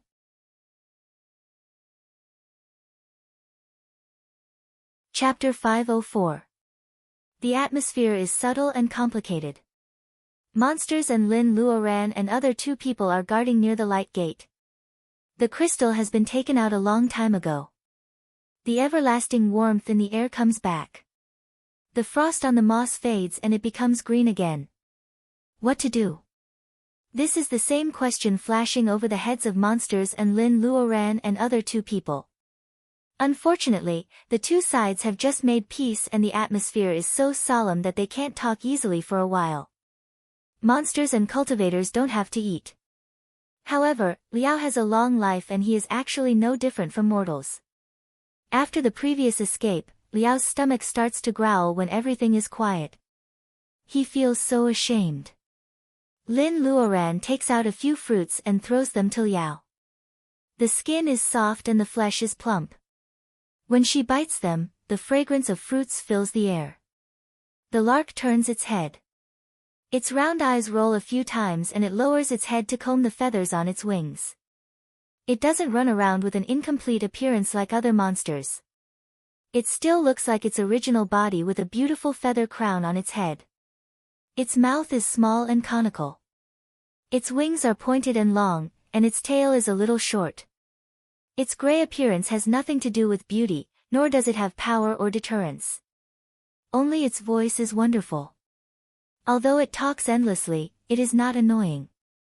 The bird is secretly looking at Lin Luoran, and Lin Luoran is also looking at it. Compared with those monsters, the lark is weak, but it can stay steadily. It is smart. Although its words are sharp, Lin Luoran always feels that it is more like the bird's camouflage. These monsters have enough time to think, but Lin Luoran can't waste time with them. Cyan Little Fox is still in the hands of Blizzard. God knows how long the animal trap thrown by Liao can last. It is absolutely impossible for the 3 of them to attack the ice peak. However, how can they unite monsters? The lark on the opposite side is secretly looking at her again. Lin Luoran thinks for a while and takes a handful of cherries out of space with sweet potato leaves. She doesn't say it, so others just think she takes something out of the storage space. Although the cherries are a little bigger and redder, it is nothing strange in the eyes of these monsters. However, after inviting the lark to taste the cherries produced in her space, Lin Luoran really strikes up a conversation with the lark. Lin Luoran is surprised by the wisdom hidden under the chirping of this bird. As soon as she starts to talk, the lark interrupts her when she is about to encourage the monsters to act. After eating the cherry, it starts to talk about ancient legends. The Green Mountains world used to be a place where hundreds of races contended for supremacy. Now it's rare for even a human race to appear. The lark spits out a cherry stone. It looks around and whispers in Lin Luoran's ear, "The monsters don't like the mountain outside, but I heard that there is an evil ghost under it." Evil spirit? Lin Luoran rolls her eyes at the lark. Even cultivators of the gathering vitality period are afraid of it. How can it be an ordinary evil ghost? What they don't know is that souls are the weakest. When White Fairy was in the abyss, she was even afraid of the wind. Ordinary ghosts can't resist a cultivator's fireball spell. Compared with cultivators who pursue the Tao of nature, Mao Shan Taoists who catch ghosts and monsters are just small tricks. However, what the lark says is a clue. Liao comes up with a licking face, the one under it may be an old acquaintance. With this, he sneaks a look at Baojia and then sits up straight. Lin Luoran has an idea. Liao came earlier than them and he is an old monster who has lived for countless years. Although he has no personal ability, he can never be equated with illiterate in terms of knowledge. He is more like a mobile library in the world of cultivation. Why does Liao sneak a look at Baojia? The blizzard under the altar is an old acquaintance, but it can only be Liao's old acquaintance. How can it have anything to do with Baojia? Lin Luoran shakes her head, trying to get rid of this absurd idea. Liao mouths to her. After guessing for a while, she finally grasps the syllable that Liao didn't say. Kamehameha. Snake. She is speechless because of Liao. She turns her head and talks with the lark for a while. Then she suddenly freezes. Liao is not talking about Kamehameha, but Guizhong. Old acquaintance, Baojia, Green Mountains. There is a sentence in Guizhong, Qiyu came from amniotic fluid. He had 8 arms, 8 toes, and a sparse head. He climbed Juneo to attack Kongsang. The Yellow Emperor killed him in Green Mountains. How can she even forget this? In the legend of Huaxia, the Yellow Emperor's family lives in the Kunlun Hill and takes the 9-tailed fox, Lu Wu, as its protector. In addition to ordinary mortals, the Jiuli tribe and the Dongyi tribe also live in the Green Mountains. Their protector is the 9-tailed fox. When the veil of the fog is lifted, thoughts can easily spread along a certain point. Lin Luoran narrows her eyes and thinks a lot. Baojia is a descendant of the Jiuli tribe. The fake saintess is the saintess of the Jiuli tribe. The 9-tailed fox is the protector of the Jiuli tribe. No wonder the fake saintess planned to take Cyan Little Fox with her when she was about to leave the earth with the jade stairs. Although Cyan Little Fox doesn't know her, the fake saintess probably has an old relationship with the 9-tailed fox tribe. Qiyu came from amniotic fluid. The Yellow Emperor killed him in Green Mountains. Is it possible that the blizzard under the altar has something to do with Qiyu? Or it might even be Qiyu. Liao's winking is not groundless. If the one running out of the altar is really the ancestor of Baojia's family, this matter will really fall on Baojia's head, but if she and Liao make a wrong judgment, Baojia may be in danger. Lin Luoran hesitates. Liao rolls his eyes quickly and tries to please Baojia with a sneaky look. Baojia touches her face. There is no dirt on it, but she always feels that these two people are staring at her strangely. The lark sees Lin Luoran's hesitation.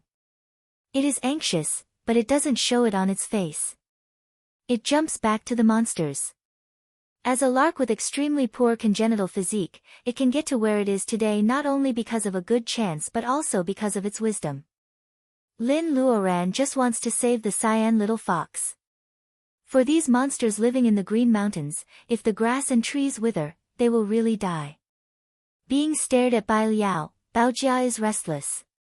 She finds an excuse to get some fresh air and runs into the forest. Someone breaks the silence, and the monsters start to talk noisily. Some of them are so arrogant that they directly go to the ice peak. Others say that they should work together to break the border of the Green Mountains and go to the human world. Lin Luoran doesn't refute them.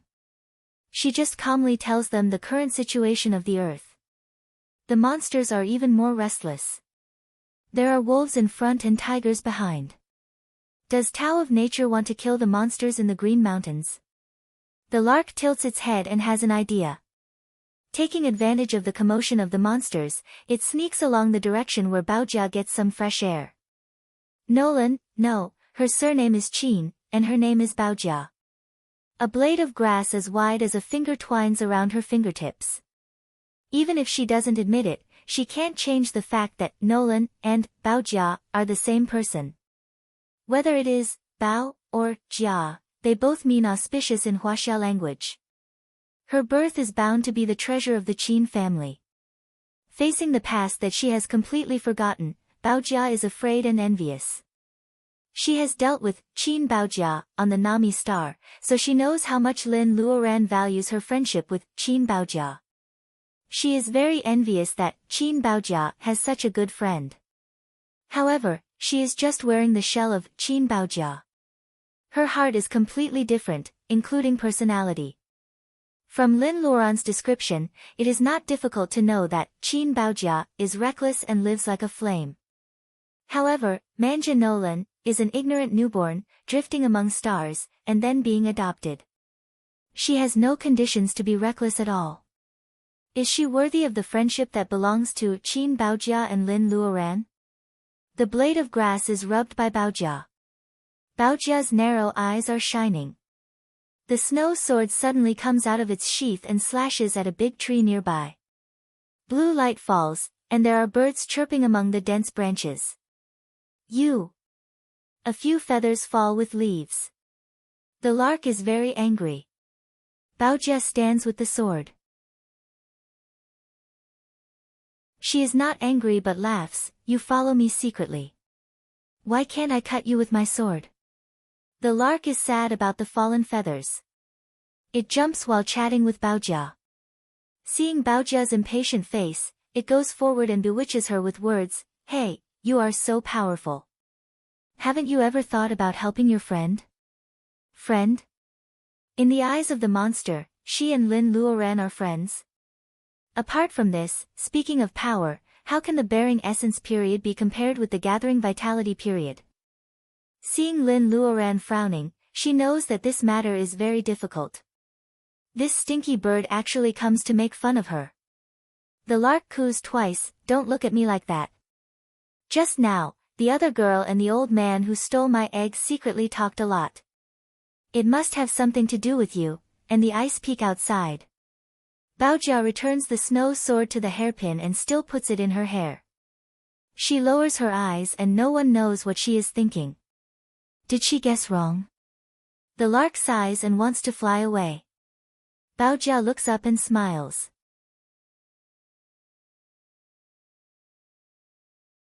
Chapter 505. The monsters quarrel for a long time but they still can't figure out who is more important. They are counting on this group of mobs to kill their way to the ice peak. Dark clouds cover Lin Luoran's head and she can't get rid of it. She squints at Liao. Liao's face turns blue and then purple, and then from red to white, as if he has knocked over a pallet. He is so ashamed. He was planning to provoke these monsters to go to the ice peak before. However, it seems that he will only be a hindrance if he goes there. Stop quarreling. In the face of these monsters, Lin Luoran doesn't have a good temper. She directly rewards the monsters with a heavy rain of pepper. In the sound of sneezing, they are finally willing to focus their eyes on one person. Lin Luoran feels sad. What's the big deal about glaring? At least they are willing to look at her. Speaking of which, what happens in the Green Mountains has nothing to do with me. If you keep quarreling, I will go out with the crystal that can stop the ice and snow. Then we can go our separate ways. You are willing to be ice sculptures for thousands of years. What does it have to do with me? This is a blatant threat. Many monsters grind their teeth at Lin Luoran, but she just pretends not to see it. If she wants to attack the ice peak, she can only rely on surprise. After half a day, Lin Luoran has gained something. She even has an extremely bold plan in her mind. There is an altar in the temple of the ice peak. As long as the crystal is placed on the altar again, the Green Mountains world will not be restored to its previous appearance, but at least the ice and snow will not continue to spread. The crystal is lying quietly in her palm. The weather is sunny, and it reflects glazed brilliance in the light. What if there is more than one crystal? The bold and risky idea makes Lin Luoran's heart beat like a drum. If she uses the fake crystal to fish in troubled waters, with the number of monsters going up the mountain from different directions, can she deceive the snowstorm? Before Lin Luoran can speak, the lark flies from the dense forest with panic in its eyes. Your friend went up the mountain alone. Lin Luoran's pupils shrink. She clutches the slender neck of the lark. What did you say to her? Why would Baojia go to the ice peak alone? She was guarding the light gate. Where did Baojia go? The camp of humans and monsters is different. Although the lark is usually naggy and annoying, once Lin Luoran becomes hostile, all monsters will still stand on the side of the lark. The war is about to break out. The mist beads on the treetops are condensed by the momentum of the monsters. They hang in the air and don't fall. Compared with Liao, who is sweating, it is quite like the climax of a mime. Liao barely saves the lark from Lin Luoran. He is so nervous that his face turns green. Let's talk nicely, let's talk nicely. The lark hides behind Liao and shouts hoarsely, I can't stop her if she wants to go. Baojia walked out from the bottom of the lake. The entrance of the underground tunnel leading to the ice peak is in the territory where the lark has lived for generations. It stinks and looks like a big cesspool. No wonder the lark knows that the tunnel leads to the outside of the Green Mountains. However, it has never taken the shortcut for hundreds of years. It stinks and is so dirty that there is no place to step. Lin Luoran hands the fire crystal which is born with the strange fire to the lark. I will take the real crystal away. If we don't cooperate well, we will die together. Hiding in the inner mirror is just a struggle. The faces of the lark and other monsters all change. No matter how angry they are, they can't lose their temper. Lin Luoran is telling the truth. Liao is dragged down the cave by Lin Luoran. He almost faints on the spot. He has lived for so many years. The worst time was when he was trapped in the Gobi Desert. He dug a hole and hid there for half a year. He has eaten scorpions, rat blood, and live spiders. However, such a smelly tunnel. Liao barely suppresses the nausea in his stomach and looks at Lin Luoran beside him. Linny is very powerful. She doesn't care about filth. In this kind of environment, she can also be indifferent, which makes the knowledgeable Liao admire her. They are both human beings. His legs are full of feces while Lin Luoran is clean. Why is the gap so big? Liao finally finds the light covering Lin Luoran's body. She is not stepping on the ground at all. Liao pinches his nose and admits defeat. He secretly despises cultivators for 100 times. However, Lin Luoran suddenly hands him a plant similar to golden grass. What is it? Chewing it. Otherwise, are you sure you can walk there? Linny is a good person. Liao grabs the golden grass and throws it into his mouth to chew. It tastes sweet, sour, bitter, spicy, and salty. His nose is full of tears. He points at Lin Luoran but can't say a word. Lin Luoran is not in a good mood. She only cares about hurrying on the way. She has no time to comfort Liao's fragile heart. Liao feels sorry for himself for a while. When his exploding taste buds calm down, his mouth is numb. This is not a spirit herb. It is clearly a poison. However, his nose is so irritated that he can't smell any odor at all. When they go far, the smelly tunnel is actually a different world. Maybe they are under the ice lake. The tunnel is damp and cold, but the light of treasures is shining. They are inlaid with many gems of various colors. Lin Luoran doesn't know if they are left by a lark who loves money. Any one of them can be auctioned at a sky-high price on the earth before the new era. The timing is not right and it is not a spirit stone. Lin Luoran doesn't even bother to lift her eyelids. Liao can't enhance his personal ability. Spirit stones are useless to him, let alone ordinary gems. As Lin Luoran rushes on the way, she takes some time to explore the space with her spiritual mind. There is a dragon corpse on the ground. Its bones and flesh are fresh, but its eyeballs are dead. Where is little silver fish? Is it okay? Dragon is the king of the sea. With a complete dragon skeleton, little silver fish can barely cast spells against nature and get out of the shackles of space. Phoenix is already the top existence among birds. If Fire Phoenix wants to get out of space, Lin Luoran can provide it with a phoenix skeleton. Hearing Lin Luoran's question, the dragon corpse reluctantly opens its eyes. In the blink of an eye, the lifeless dragon body becomes alive again. It turns out that little silver fish is still in the dragon body. Linny, it's dangerous ahead. Don't go. Little silver fish's soft voice doesn't match the huge dragon body. Lin Luoran can hear the worry in its words. Among the three monsters, Fire Phoenix and Silver Fish have been together for the longest time. Fire Phoenix often has a sharp tongue, but it cares about Lin Luoran the most. Little Silver Fish is confused, but it doesn't mean that it is a fool. If it says it is dangerous, then it is really dangerous. Is it dangerous? Since Lin Luoran stepped on the road of personal ability enhancement, she has never had a peaceful life. Cultivators go against nature. Why should Lin Luoran be afraid of this little danger? After comforting little silver fish, Lin Luoran withdraws her spiritual mind from the space. The tunnel suddenly narrows and loses the bright light of the gems along the way. The dark and empty space in front of her makes people feel cold as if it can devour everything. Liao's heart beats a little fast unconsciously, and his steps have slowed down.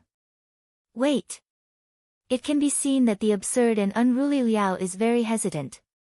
After hesitating for a long time, he reluctantly takes out 2 folded squares of yellow paper tied with red strings from his arms. He hangs one on his neck and hands the other to Lin Luoran. Protective figure. Lin Luoran takes it. It is just an ordinary yellow paper without any leakage of Reiki. However, Liao has an extraordinary background. The things collected by him are definitely not ordinary. Lin Luoran also solemnly hangs it on her neck like him. This is the exorcism figure drawn by the first celestial master Zhang himself. Liao briefly tells the origin of the yellow figure. Since the world of cultivation has declined, the celestial master Taoism, which is an unorthodox school, has no way to survive. The exorcism figure drawn by the first celestial master Zhang himself is really an amazing object. However, Liao's understatement is really not his usual show-off temperament. Lin Luoran suddenly understands that Liao is not confident because he hangs the exorcism figure drawn by the celestial master Zhang around his neck. That thing has completely woken up. Liao murmurs absent-mindedly. The deep black hole not only devours light but also the courage and fearlessness deep in people's hearts. Lin Luoran feels that if she continues to hesitate, not to mention what Liao will think, even she will lose the courage to move forward.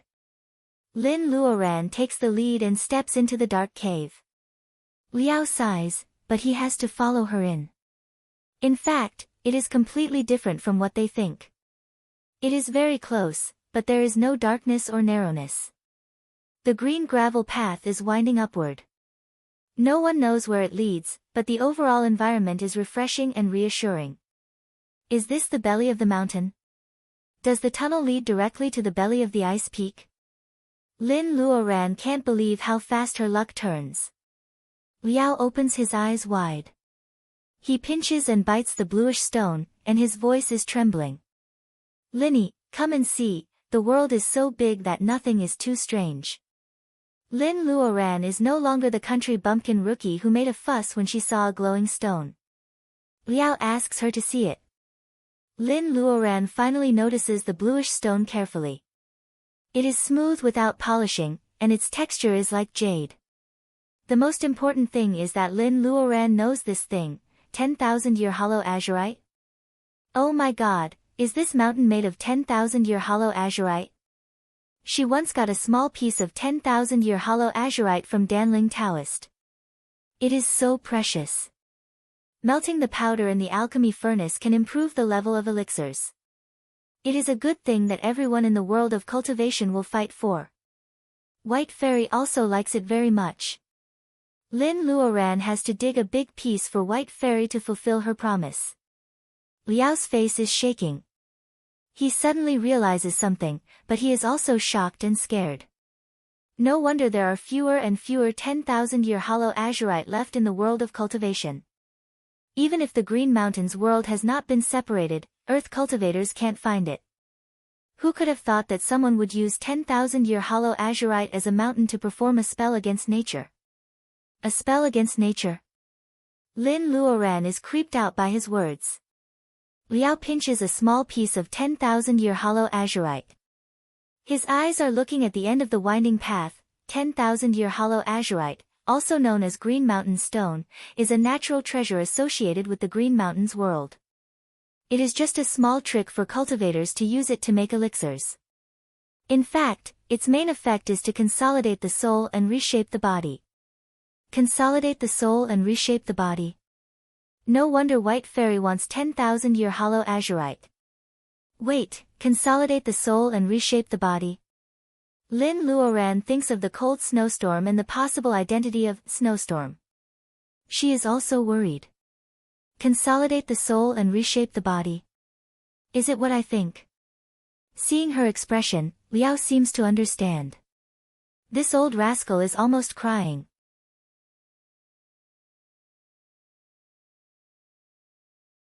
Chapter 506. That thing. Thinking of the ferocious ancient existence, Liao and Lin Luoran both guess that blizzard is Chiyu, but they don't want to say it directly. They all use that thing instead, as if it will disturb something if they call it by its name. Resurrection is also evil in the eyes of cultivators who fight against nature. Cultivators can reincarnate and reincarnate. These two situations are not common, but there are precedents in the world of cultivation. Resurrection was the only way. Just thinking about it made him feel uncomfortable. Resurrection is not rare. Zombies in Huaxia folklore are mortals buried in the land of evil after death. Their corpses come back to life and become monsters living on livestock and human blood. Of course, there are many high-level zombies with intelligence, but they will never be the same as the person buried in the soil before. If the blizzard in the temple is really Chiyu, Lin Luoran doesn't care whether the ancient fierce god wants to resurrect or not. However, if the price of resurrection of blizzard is to turn the Green Mountains into a world of ice and snow and even spread to the earth, Lin Luoran can't just sit back and do nothing. More importantly, blizzard still holds Cyan Little Fox as a hostage. Maybe there is also a reckless Baojia. Does it gather all the 10,000-year hollow azurite in the Green Mountains? Every moment she stays in such a place can nourish her ocean of consciousness. However, she can't stay in such a good place for healing for a long time.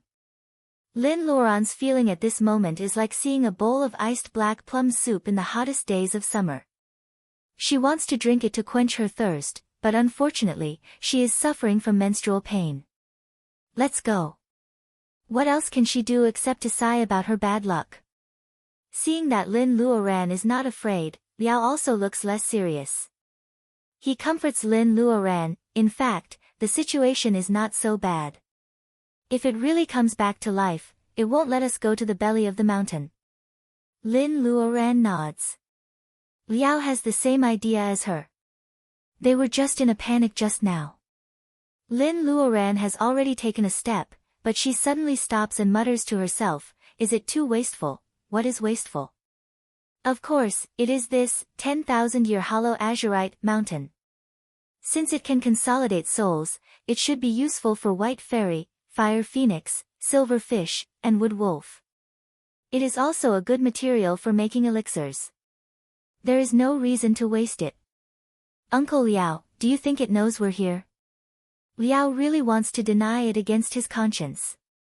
However, he and Blizzard have met face to face.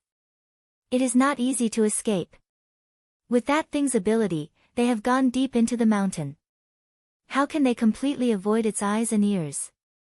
While talking to herself, Lin Luoran has already taken out her flying sword and dug dozens of cubic meters of 10,000-year hollow azurite into the space.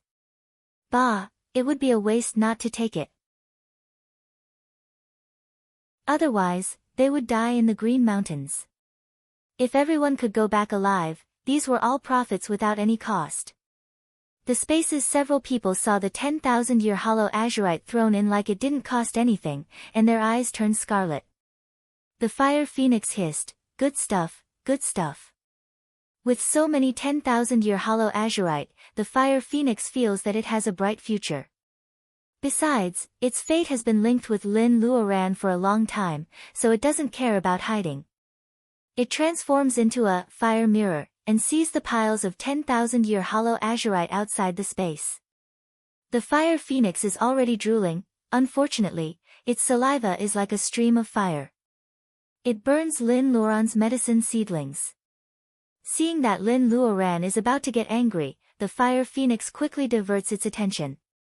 It points to a certain direction in the fire mirror and makes a gesture with its mouth.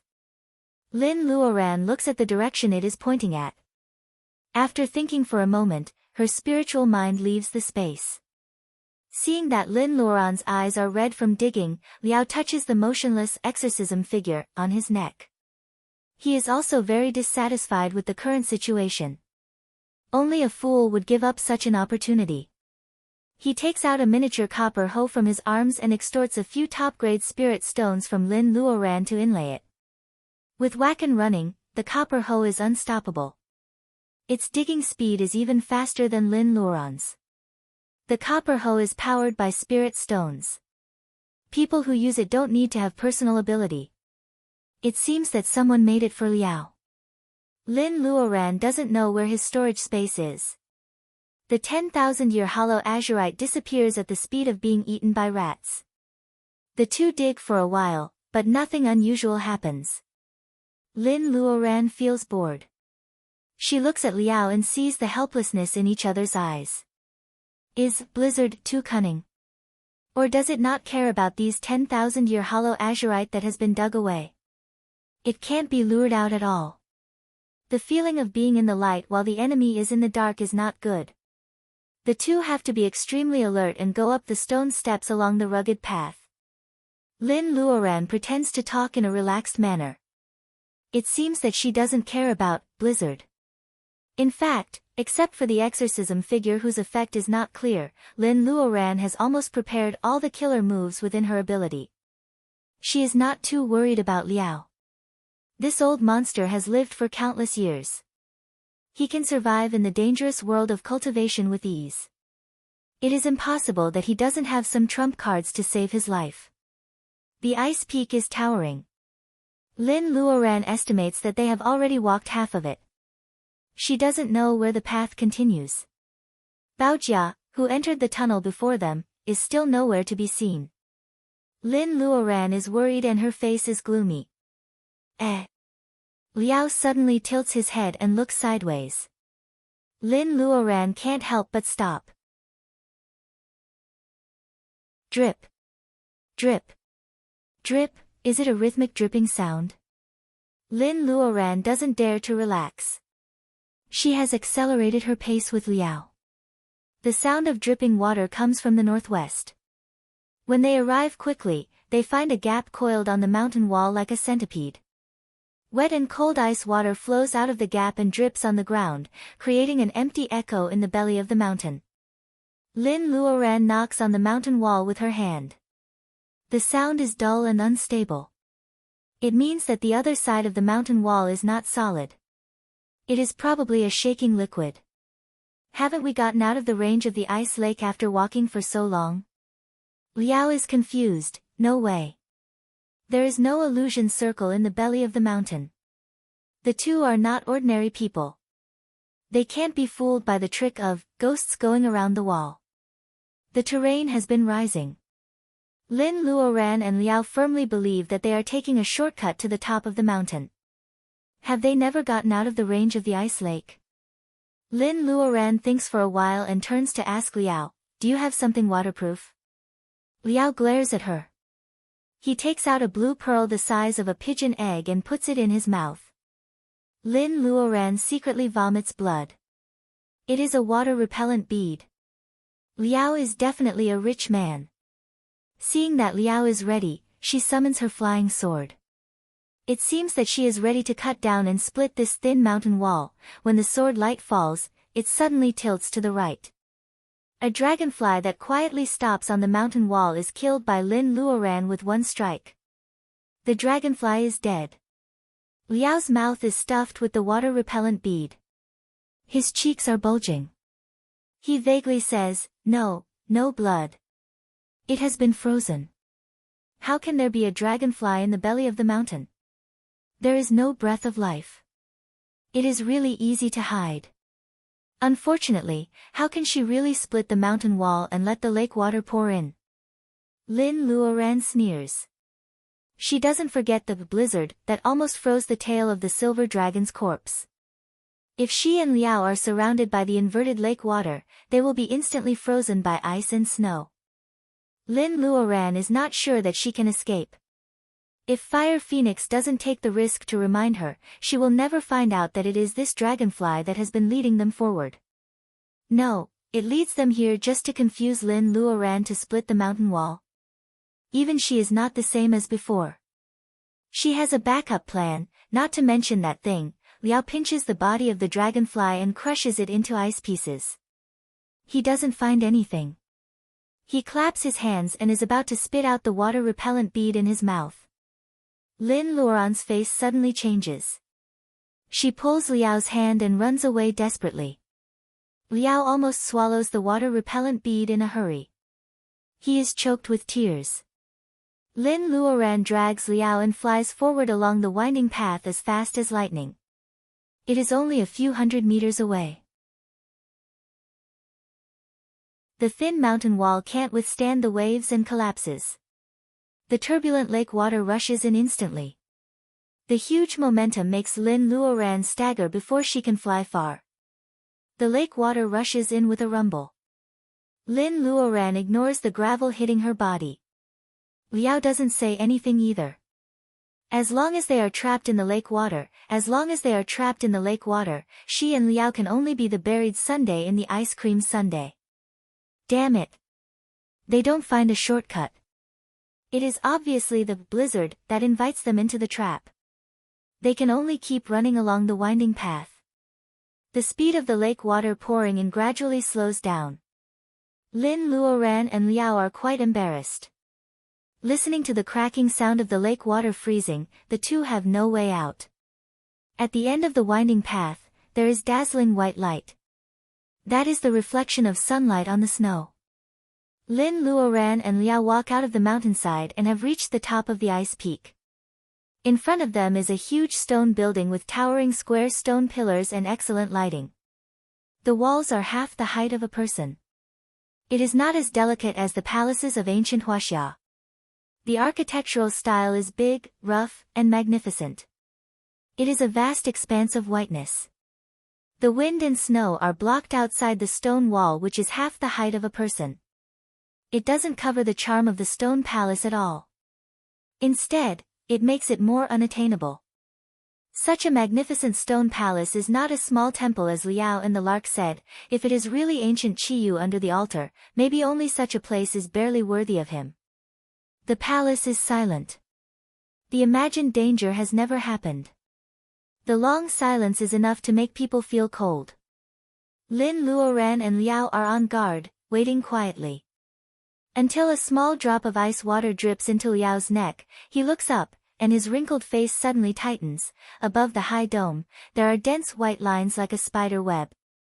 In the white icicles, thousands of ice pupas are hanging upside down. Those lifelike faces. Just a moment ago, everyone was discussing how to create a diversion to deal with the blizzard on the ice peak together. At this moment, their eyes are closed tightly, and they look peaceful.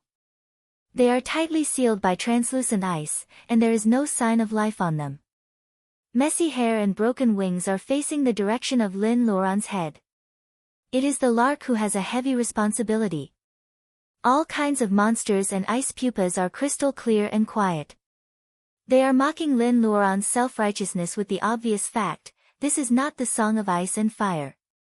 The spark of hope may have been silently annihilated when the blizzard woke up. Lin Luoran is stunned. She stares at an ice puppet in the distance.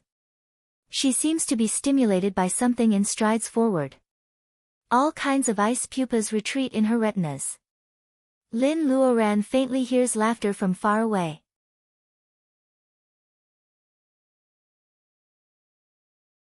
Chapter 507. The laughter comes from far to near, intermittent. The gloominess can't hide the deep complacency. Lin Luoran runs in the vast stone palace. She looks at the ice pupa far away. No matter how close she gets, it always keeps a relative distance from her. Is the ice pupa moving or the stone palace turning? Baojia. Although it is so far away, Lin Luoran still recognizes that the person wrapped in the ice pupa is Baojia. Baojia frowns. Her fingers are pinching an unfinished spell. Her clothes are flying. Time is frozen before she attacks. The expression of surprise is frozen on her face. Lin Luoran is exhausted. The long-lost sweat makes her wet. When she finally comes under the ice pupa, she smiles unconsciously. She has to put Baojia down. Lin Luoran jumps to cut off the spider silk and catches the ice pupa. Her fingers are a little stiff when she touches the ice directly. The chill deep into her soul makes her thinking slow. She has to melt the ice to let Baojia out. Lin Luoran has a lot of flames. Cultivators, true fire spells that can use fire reiki between heaven and earth, fire phoenixes, fire of nirvana, and the wonderful word, fire, taught by the great truths. Which one should she use? The strange ice can freeze people's thinking. The first three kinds of flames seem not to be able to deal with it. Lin Luoran meditates on the strokes of the word, fire. However, in this ice and snow day, she is surrounded by coldness and exuberant water reiki. She can't feel the word, fire, at all. She can't even pick up the pen to draw the word, fire. Beads of sweat slide down her forehead, pass her nose, and drip on the ice pupa with a sizzling sound. Lin Luoran's thinking is slow. She hasn't figured out why sweat can melt the ice. The next moment, she is surprised. Baojia in the ice pupa struggles to open her eyes. It's so cold, Baojia is still alive. Lin Luoran lowers her head to listen to Baojia's voice. Through the ice, her friend's voice is so low that she can barely hear the word, cold. How can she not be cold when she is wrapped in ice? Help me. Luo, Luo. Luo. Lin Luoran hasn't heard anyone call her Luo for more than 300 years. Her sluggish thinking has a flash of inspiration.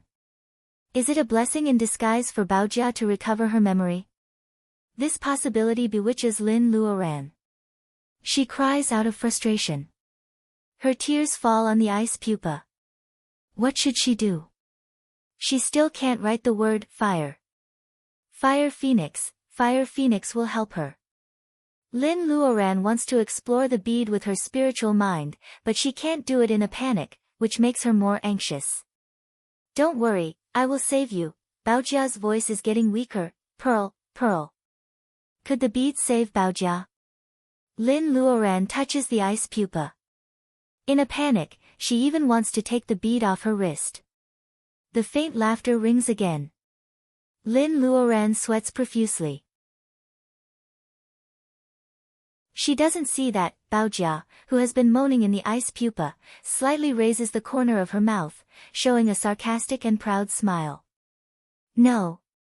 You can't take off the bead. Who was shouting? Lin Luoran frowns. The bead is not very obedient, and so is the fire phoenix. She can't save Baojia. She has to take it off. There is a small group of red light on her chest, which is particularly warm. Lin Luoran is confused for a moment. Something is repelling the chill and she slows down her movements. The red light is getting brighter and brighter, illuminating Baojia's face in the ice pupa. Lin Luoran sees the smile that hasn't been taken back clearly. A string in her mind suddenly tightens. In the raging fire, Lin Luoran subconsciously retreats. With a light crack, Lin Luoran retreats to the gate of the stone hall. She doesn't wake up until she is blown by the roaring cold wind. She sighs slightly, but she can't hide her disappointment. The stone hall is real, and the ice pupa above her head is real, but the Baojia, who remembers her, is fake.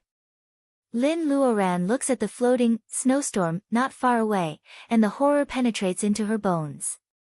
A piece of black paper figure falls on the stone slab in front of the snowstorm. The red string is broken. Lin Luoran has understood what happened in an instant. If it weren't for the exorcism figure that works at the critical moment, she might have given her most mysterious trump card to the enemy. Liao is still giggling in place. She doesn't know what kind of illusion he is in. However, the exorcism figure on his neck is firmly hanging. It seems that he can still hold on and is not in danger. Lin Luoran looks at the floating snowstorm with a stiff face. Who are you? Fine Edelweiss is spinning and dancing, and the snowstorm is buzzing with laughter.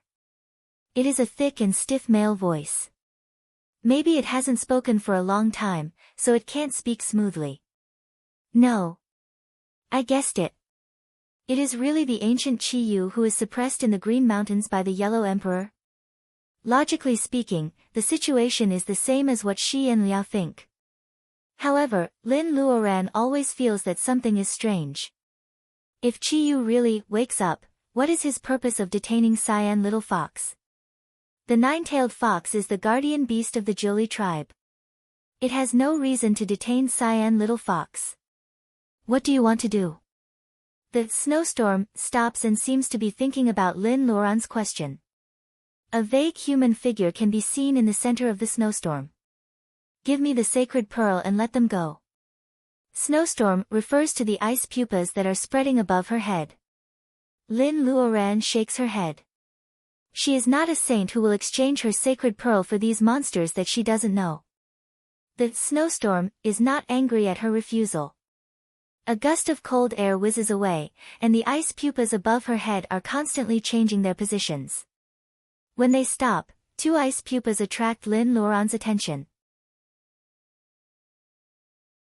One is a cyan fox sealed in ice, and the other is a beautiful woman standing with a sword on her back. They are Cyan Little Fox and Baojia. The Cyan Little Fox is bound by a collar, holding up a free space. Only the outer layer is sealed by ice and snow. Hearing the noise, it opens its eyes reluctantly. Seeing the scene in front of it, its eyes are full of joy and worry. Baojia's eyes are closed tightly. Lin Luoran can't tell whether she is dead or alive. The snowstorm buzzes, exchange for the sacred pearl. Sacred pearl, Lin Luoran touches her wrist. Qi Yu has her lifeline. He threatens her with Cyan Little Fox and Baojia to exchange for the sacred pearl. The sacred pearl is a rare paradise for cultivators. But what can it do for Qi Yu who only has his soul left? Lin Luoran remembers the faint laughter and frowns. You are not Qi Yu. Who are you? A pair of eyes falls on Lin Luoran through the flying snowflakes. The eyes are especially reluctant to part with the sacred pearl on her wrist. Miss Lin, it's been a long time. The rough male voice turns into a female voice. Just like the laughter at the beginning, it sounds familiar. Miss Lin, in her memory, someone has called her like this.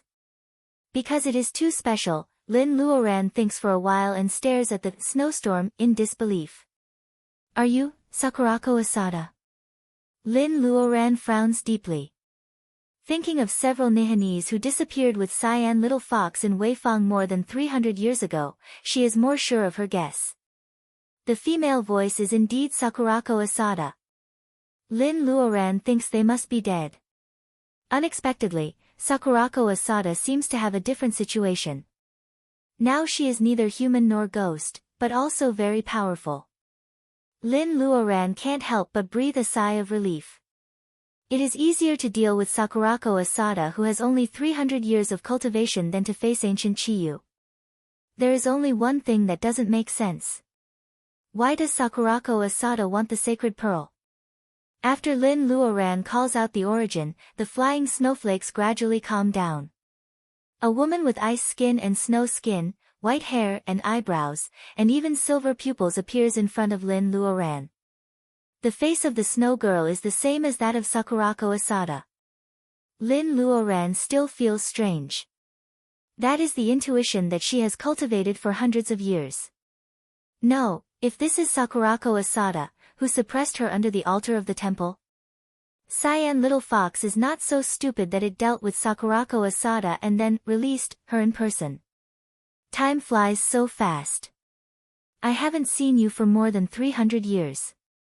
Miss Lin, you are still as beautiful as before. The snow girl holds her skirt and smiles. Her expression is gentle. Her tenderness is the characteristic of Japanese women. The sweat on Lin Luoran's body has evaporated. Her eyes wander from the ice pupas wrapping Cyan Little Fox and Baojia, and finally fall on the snow girl's face. Her eyebrows and eyes are vivid. Every frown and smile is the rebirth of Sakurako Asada. Even if some evil creature took the opportunity to read her memory just now, it will not be so detailed that it can transform Sakurako Asada into a detailed Sakurako. After all, Lin Luoran's memory of Sakurako Asada is too distant, and the other party is not her acquaintance. She has a vague memory of Sakurako Asada. Miss Lin, it is a good deal to exchange a sacred pearl for your 3 friends, including your own life. The snow girl comforts Lin Luoran unhurriedly and gently. Lin Luoran sneers. If she hands over the sacred pearl, how can she have any chance of winning? These thousands of ice pupas are the aborigines of the Green Mountains world. The personal ability of monsters is not very high. If they really work together, she can only escape. Now they are all frozen, which only shows that the snow girl's ability is above her. Then why does the snow girl want to kill her slowly? Lin Luoran suddenly understands what is wrong. The snow girl obviously has the ability to capture her, but she just asks her to hand over the sacred pearl in such a big circle. Sacred pearl, yes, she hasn't figured out all the functions of the mysterious sacred pearl for hundreds of years. There must be something that the enemy is afraid of. The snow girl gently persuades Lin Luoran, but Lin Luoran is indifferent. She turns hostile in an instant and points at the direction of Cyan Little Fox. The ice pupas wrapping it become thicker at a speed visible to the naked eye. Cyan Little Fox's ability to be protected by the collar is weakened, and it makes a slight moan. Since you don't know how to appreciate favors, Sakurako can only take revenge first. With the cracking sound of ice, Cyan Little Fox's limbs have been stiff, showing signs of exhaustion. Lin Luoran is very anxious.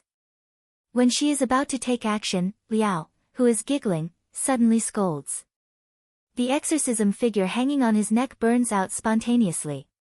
Liao wakes up with sweat all over his head. Don't rush to do it, its situation is a bit weird. Liao crawls over in a hurry, gasping while talking. The snow girl is stunned when she hears the words. She stares at Liao for a while and suddenly smiles. It's interesting. I can't see through its origin. As soon as she finishes speaking, a black line spreads from the tip of her forehead, and it instantly invades her whole body like a spider web. Lin Luoran sees the pain on the snow girl's face. She seizes the opportunity and moves her fingers slightly. 2 white chains fly out and snatch the ice pupas wrapping Cyan Little Fox and Baojia.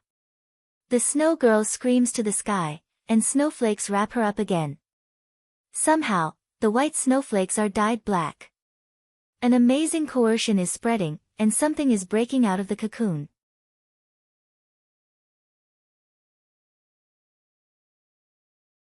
Chapter 508. The path of cultivation had always been a struggle against the heavens, and the opposite of struggle was the word escape. For cultivators, going against the flow is normal. If they are infected with escape, no matter what the reason is, once there is fear in their hearts, their state of mind will stagnate. However, if they are disturbed by the devil inside when advancing, they will be seriously injured or even killed. The reason why Lin Luoran has the idea of escaping is that the unknown existence that is about to break out of the cocoon exudes amazing coercion. She has never seen such a thing in more than 300 years of cultivation. The snow girl, who looks like Sakurako Asada, is just a small shrimp soldier leading the charge. Liao is sweating profusely and collapses. Lin Luoran has the idea of escaping, but her feet are firmly stuck to the ground by this coercion and she can't move. The wind and snow gradually calm down. A strange phantom of about 20 feet high appears. 8 feet, 3 heads and 6 arms, and a bronze head and iron forehead are actually connected in the same torso. Lin Luoran feels a chill in her heart. Qi Yu, the legendary soldier lord of Huaxia. Even if he is defeated, the Yellow Emperor painted his image on the military flag. Many feudal lords see the Qi Yu who surrendered without fighting. Soldier lord, god of war. There are too many compliments attached to this existence. The most shocking one is that Qi Yu is known as one of the 3 ancestors of Huaxia. In other words, even if the Jiuli tribe is defeated, there must be the blood of the Jiuli tribe in the blood of Huaxia thousands of years later. Even if it is very thin, Lin Luoran can't straighten her back and say that Qi Yu has nothing to do with her. The fear in her heart and the disparity in strength make Lin Luoran watch Qi Yu transform out of the snowstorm, but she can't make any response. She is like a clumsy turtle pressed down by a sudden Mount Tai. She can only shrink in place with the force of thousands of pounds. Anxiety, confusion, and a strong sense of exhaustion hit her heart. Hand over the sacred pearl. Qi Yu speaks with a thick nasal voice and a low, muffled voice. The pronunciation has the charm of ancient Huaxia language. As soon as it speaks, hostility comes to Lin Luoran's face, forming a surging wind. Lin Luoran's body is shaky, but Liao is a little sober. He throws a pastel hill to hold the two. The suffocating pressure disappears and Lin Luoran straightens her back again. The pastel hill is obviously a great treasure. Lin Luoran feels that Chio's eyes fall on it for a while and then move away. Unfortunately, Liao has no personal ability and it seems that he can barely hold it. Uncle Liao, please take them away first. Being a saint is the worst. Now she has no spare energy to save monsters and green mountains. If Liao can take Cyan Little Fox and Baojia away first, there will be no worries. There is a chance for them to escape. Liao is struggling. His smile is uglier than crying. In the current situation, how can Qi Yu let anyone go if he doesn't achieve his goal? You'd better hold on to that bead of yours. We can still hold on a little longer. The pastel hill can calm the wind and calm the mind. However, Liao's intuition tells Qi Yu that it is the so-called sacred pearl. Lin Luoran is worried. Sacred pearl, what other functions does the sacred pearl have? She doesn't know at all. The bitterness of life is that you think you are the protagonist with a halo and a plug-in. However, your life is full of troubles. It forces your mind to be twisted and you have to develop into a villain. You think that personal ability is the same as farming. However, one instance after another tells you that this is the same as leveling up is fine. But why do you have to fight bosses of higher ranks every time? It's okay to fight with higher ranks. Her teammate Liao is obviously a man with divine weapons but his personal ability is at level 0. He is not a shepherd, a man, nor a sword. And she has to shoulder the safety of 3 teammates. Can she concentrate on fighting the boss? The seemingly powerful Fire Phoenix and the mysterious Wood Wolf often look at the sky at a 45-degree angle. Hush, they can only watch. They can't even get out of the space. The only one who can help is the confused little silver fish. Anyway, it has proved the Godhead and its ocean of consciousness is seriously damaged. It can't use any magical holy spells. The more Lin Luoran analyzes the strength of both sides, the more powerless she feels. Am I really going to die? Is it really useful to put the fire crystal back on the altar? Lin Luoran looks at the various kinds of ice pupas hanging above her head with a complicated expression. In front of absolute strength, tricks and opportunism are really useless. Now she can only take a risk, right? Uncle Liao, you have to hold on. Qi Yu has a bad temper. He is 20 feet tall and looks like a towering hill. He is very dissatisfied with Lin Luoran's performance. His body is full of hostility. The ice pupas closest to him are the first to suffer. A bear monster, a horse-headed human-faced beast, a phoenix-tailed butterfly. Ice pupas fall from the top of the hall. They are twisted by the hostility and fall to the ground and break into ice dregs. Ice dregs are all over the ground. Even the heartless Liao feels cruel. These monsters he has provoked can never come back to life. Ice pupas fall to the ground and break one after another. Lin Luoran closes her eyes to calm down. If she can't feel any fire, she might as well go with the flow. She looks at the sky full of ice and snow. There is wind, rain, ice, frost, and snow. She has learned 8 golden word figures of wind, rain, thunder, lightning, ice, frost, snow, and fire from the Great Truths. In today's situation, there are at least 5 words. Why is she still afraid? Only actual combat can verify what she has learned. She writes the word figure with the strength of the gathering vitality period to deal with Qi Yu, who has no body and incomplete soul. It is hard to predict who will win. She also uses her spear to attack her shield. She can't write the word fire now. The contradiction doesn't match. There is no difference between attack and defense. The only thing that matters is whose spear is more powerful. Qi Yu is not the god who controls ice and snow. No matter what power he borrows, the mysterious golden word figure may not be weaker. Now she is only worried that the personal ability of the gathering vitality period is not enough to face the power of the ancient existence. Whatever, with the support of Liao, Lin Luoran retreats step by step. They are close to the gate of the stone hall, and Qi Yu is afraid. Lin Luoran takes 2 ice pupas and Liao out of the stone hall together. The temple of ice and snow is magnificent in the sun. Outside the temple, ice and snow are everywhere. Compared with the atmosphere inside the stone hall, the environment may be difficult, but it can make Lin Luoran calm down. The wind is whistling in her ears. Can she catch its raging pulse with her hands? Rain is the accumulation of clouds to a certain extent. When they fall to the ground, they become rain. In another sense, water will overflow when it is full. Ice is the solid existence of water at an extremely low temperature. It is water. Compared with mild water, it is a sharper weapon. Frost and snow are like 2 twin sisters, with only slight differences in appearance. 5 golden word figures rotate in her mind. Lin Luoran confirms every stroke and every stroke. The wind and snow are intertwined, frost falls, and heavy rain falls. A picture of wind and snow is depicted little by little.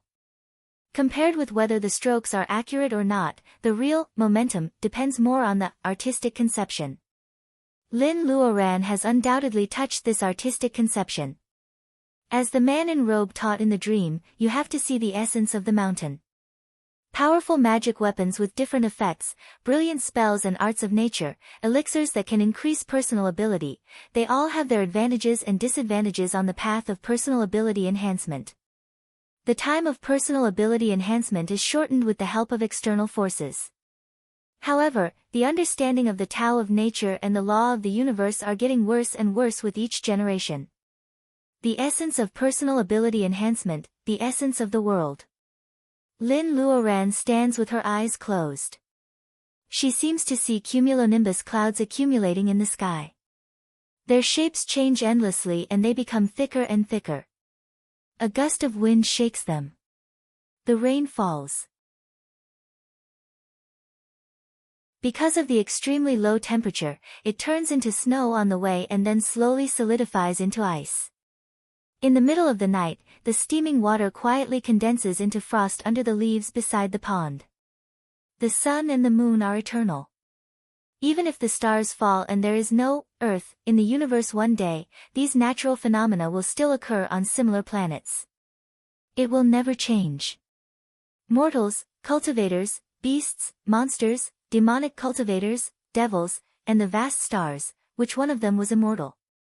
The shining pearl will be covered with dust. Only the wind will always wander on the planet and the universe. Only the rain can always nourish the green seedlings and water the dry soil under the feet. Only the ice, snow, and frost will quietly visit one morning in winter to show the change of the 4 seasons. They are eternal. They are the natural law of the universe. Lin Luoran seems to have experienced the cycle of 4 seasons, but in fact, only a short moment has passed. When she opens her eyes again with confidence, Chiyu looks at her coldly in front of the stone palace. The magnificent palace can't take away Chiyu's intimidating coercion. The sun shines on the snow and the light is dazzling. The ice lake dries up. The entire Green Mountains, regardless of inside or outside, is already a world of ice and snow. Then, let's have a duel of ice and snow. Lin Luoran raises her wrist and uses her fingers as a pen. When she writes the first stroke, she clearly sees the shock in the eyes of Chiyu. That kind of eyes is a little familiar. It seems that the superior god is shocked by her, an ant, and finally he is willing to look at her. The character is complete. From the distant sky, the wind that appears out of nowhere surrounds Lin Luoran. Liao looks at her with more than shock, but also confusion. He always feels that he has seen a similar scene somewhere. However, his memory is shrouded in a thick fog, making Liao unable to see the truth. Thinking about it carefully, his head feels as if it is pricked by thousands of needles at the same time. Lin Luoran ignores the eyes of Chiyu, and has no time to care about Liao's emotions. She has been completely immersed in a wonderful state. The wind comes, the rain falls, the snow falls, the ice condenses, and the frost arrives. 5 golden character figures form under her pen and then disappear into the nothingness. In the wind and snow, the Green Mountains are shocked. Lin Luoran can't believe that she has written 5 characters in a row. She walks slowly on the ice field in the snow. At this moment, she is the god who controls ice and snow. Melt. Her fingers draw a beautiful curve. She controls the law of ice and snow and gives a decree. A simple word, melt, can't be resisted by ice and snow. The ice field under her feet melts first, including the ice on Baojia and Cyan Little Fox. It melts into snow water at a speed visible to the naked eye. The thick layer of snow melts. The land under her feet is originally blue. The colorful flowers that are rejuvenated are the wishing flowers that represent hope in the Green Mountains. In the boundless ice and snow, this touch of green brings a little hope.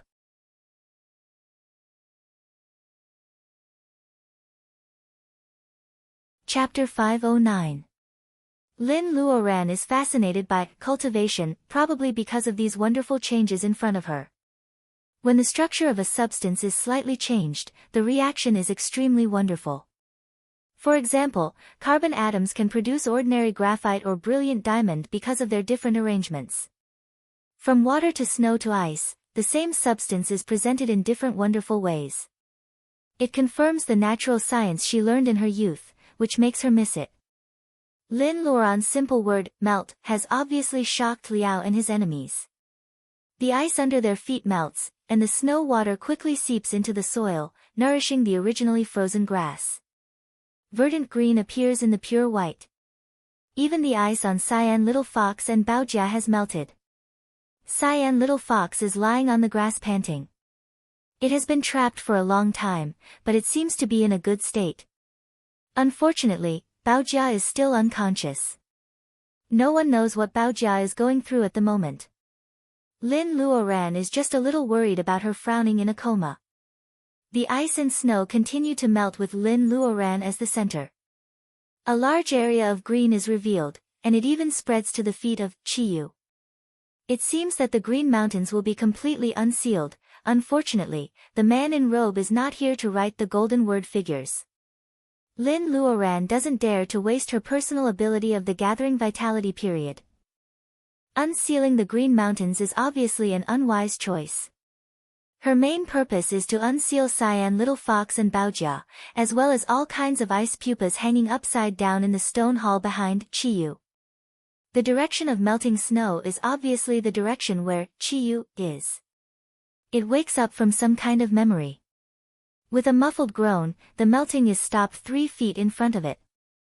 It even takes a big step forward, forcing Lin Luoran to retreat. Both of them are flying in the sky with ice and snow. The difference is that Chiyu is surrounded by a mass of black, while Lin Luoran is surrounded by a mass of white. They are clearly enemies and allies. Hey, stupid fox, are you okay? Liao is distracted and kicks Cyan Little Fox, who can't get up for a long time. The fox grits its teeth and responds, "Animal trap. You actually used the animal trap to trap the nine-tailed royal family. You." Obviously, Cyan Little Fox is angry. Liao is a little embarrassed. "I made a mistake in a hurry. Please forgive me." Cyan Little Fox is so angry that it laughs instead. It knows that what Liao said is true. It happened suddenly at that time.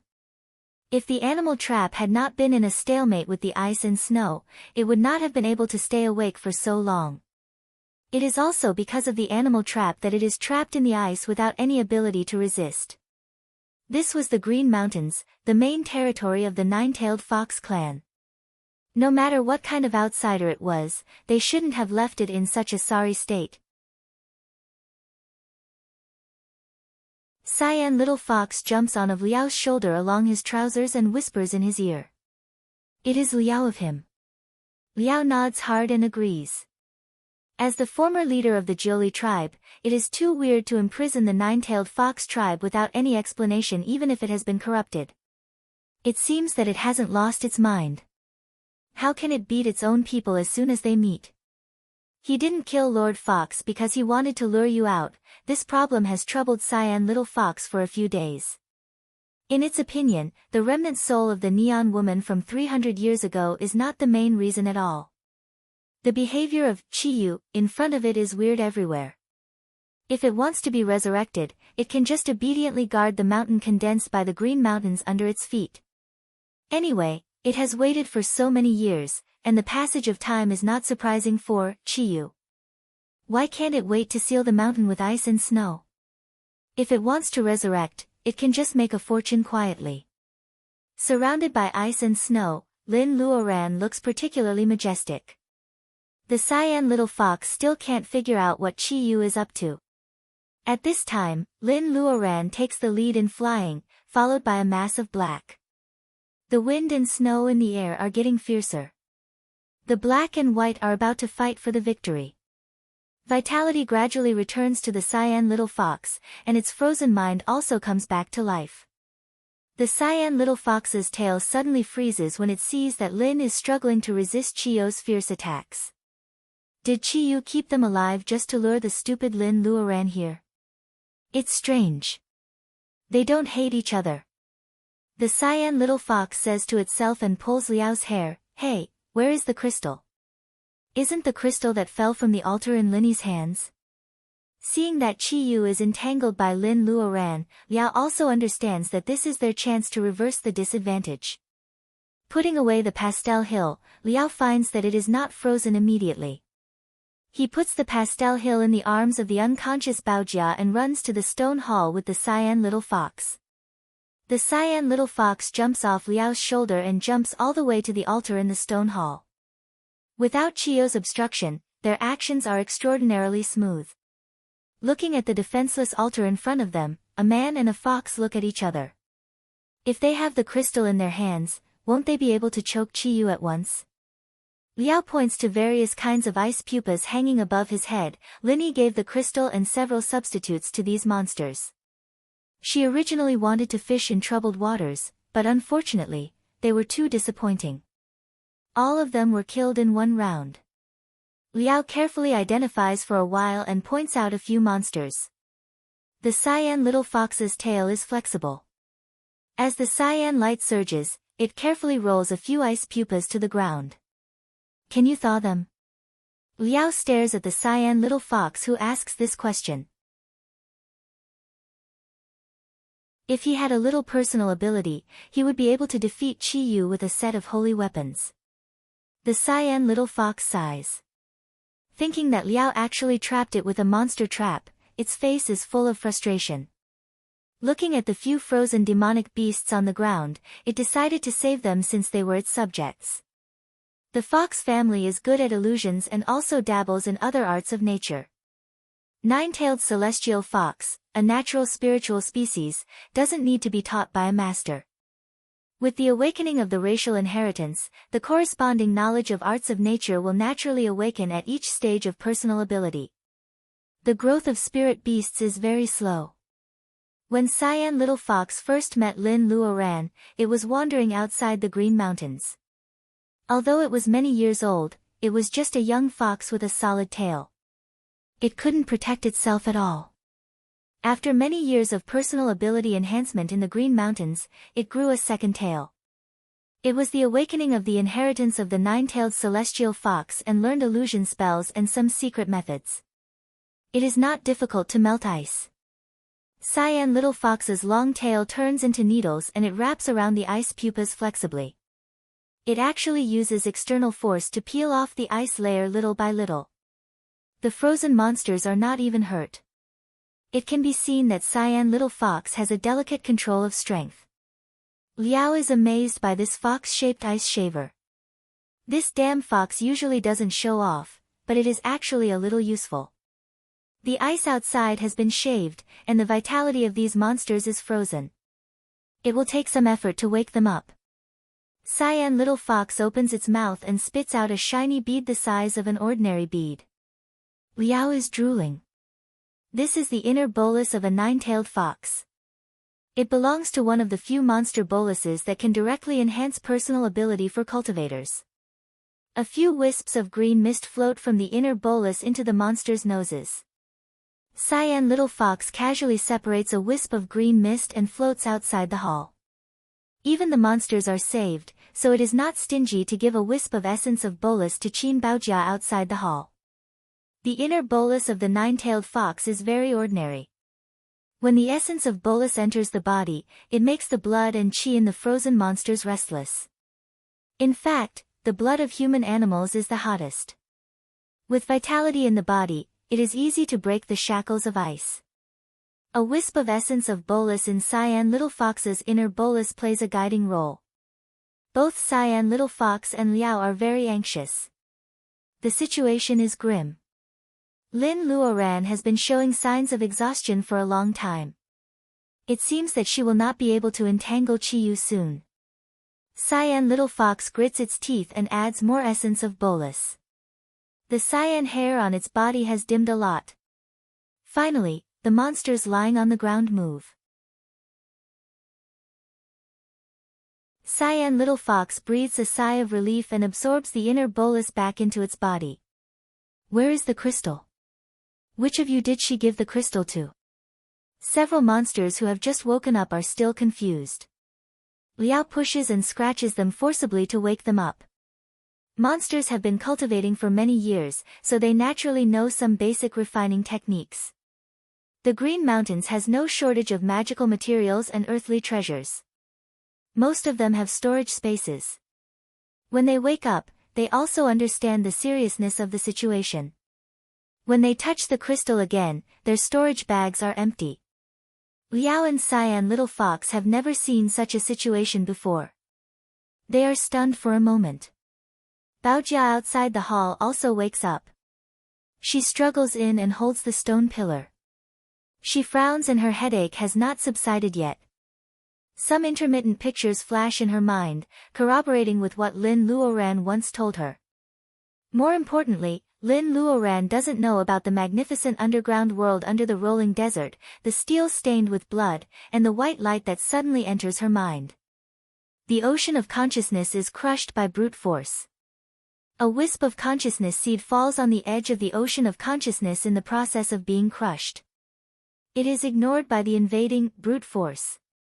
The nature of human beings to seek benefits and avoid harm makes it lurk quietly. It secretly peeps at the invading brute force and waits for an opportunity. Two groups of consciousness share the same ocean of consciousness. It knows something about the invader. It knows that she is the saintess and wants to leave the earth.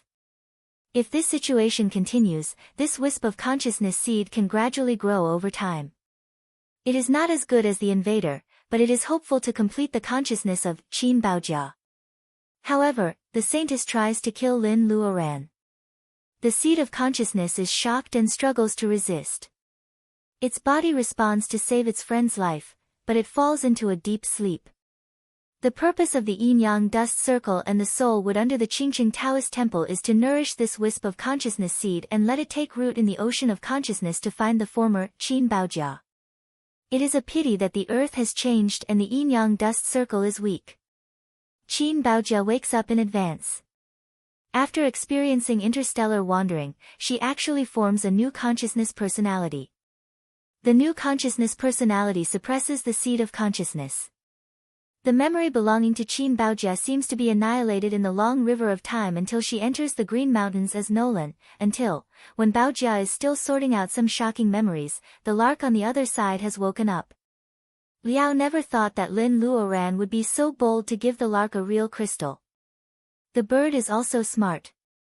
It gives up the convenient storage space and hides the crystal in its belly. It spits out the crystal at this time. The surface of the crystal is still warm. Cyan Little Fox and Liao are both overjoyed. The altar is also intact. After putting the crystal back, the situation will be much better. However, Cyan Little Fox is very scared of the altar. It encourages Liao to put the crystal there. Seeing that the crystal is about to return to its place, Baojia suddenly opens her narrow eyes. Wait. The picture in her mind is still very complicated, but Baojia reluctantly stops Liao. Is the familiar breath the reason for the Julie blood mentioned by the lark? What about the breath that makes her afraid? When Liao is stunned, a mass of black snow has swept over and seized the crystal.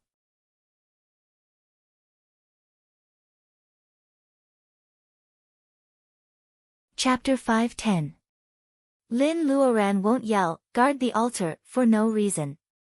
Liao, who is the closest to the altar, is robbed of his crystal. He thinks quickly, but he has no time to defend himself. A strong force has hit his ribs hard. Liao is knocked into the air and hits a hard stone pillar. He spits out blood and curls up on the ground.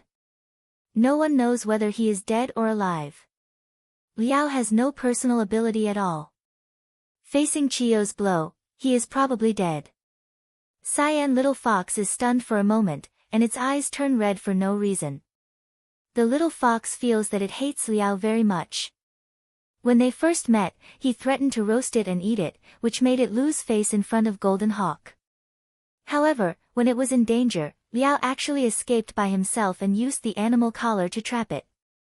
When life and death really come, Cyan Little Fox has the most intuitive reaction after several years of interstellar travel. As a noble nine-tailed royal, it almost cries.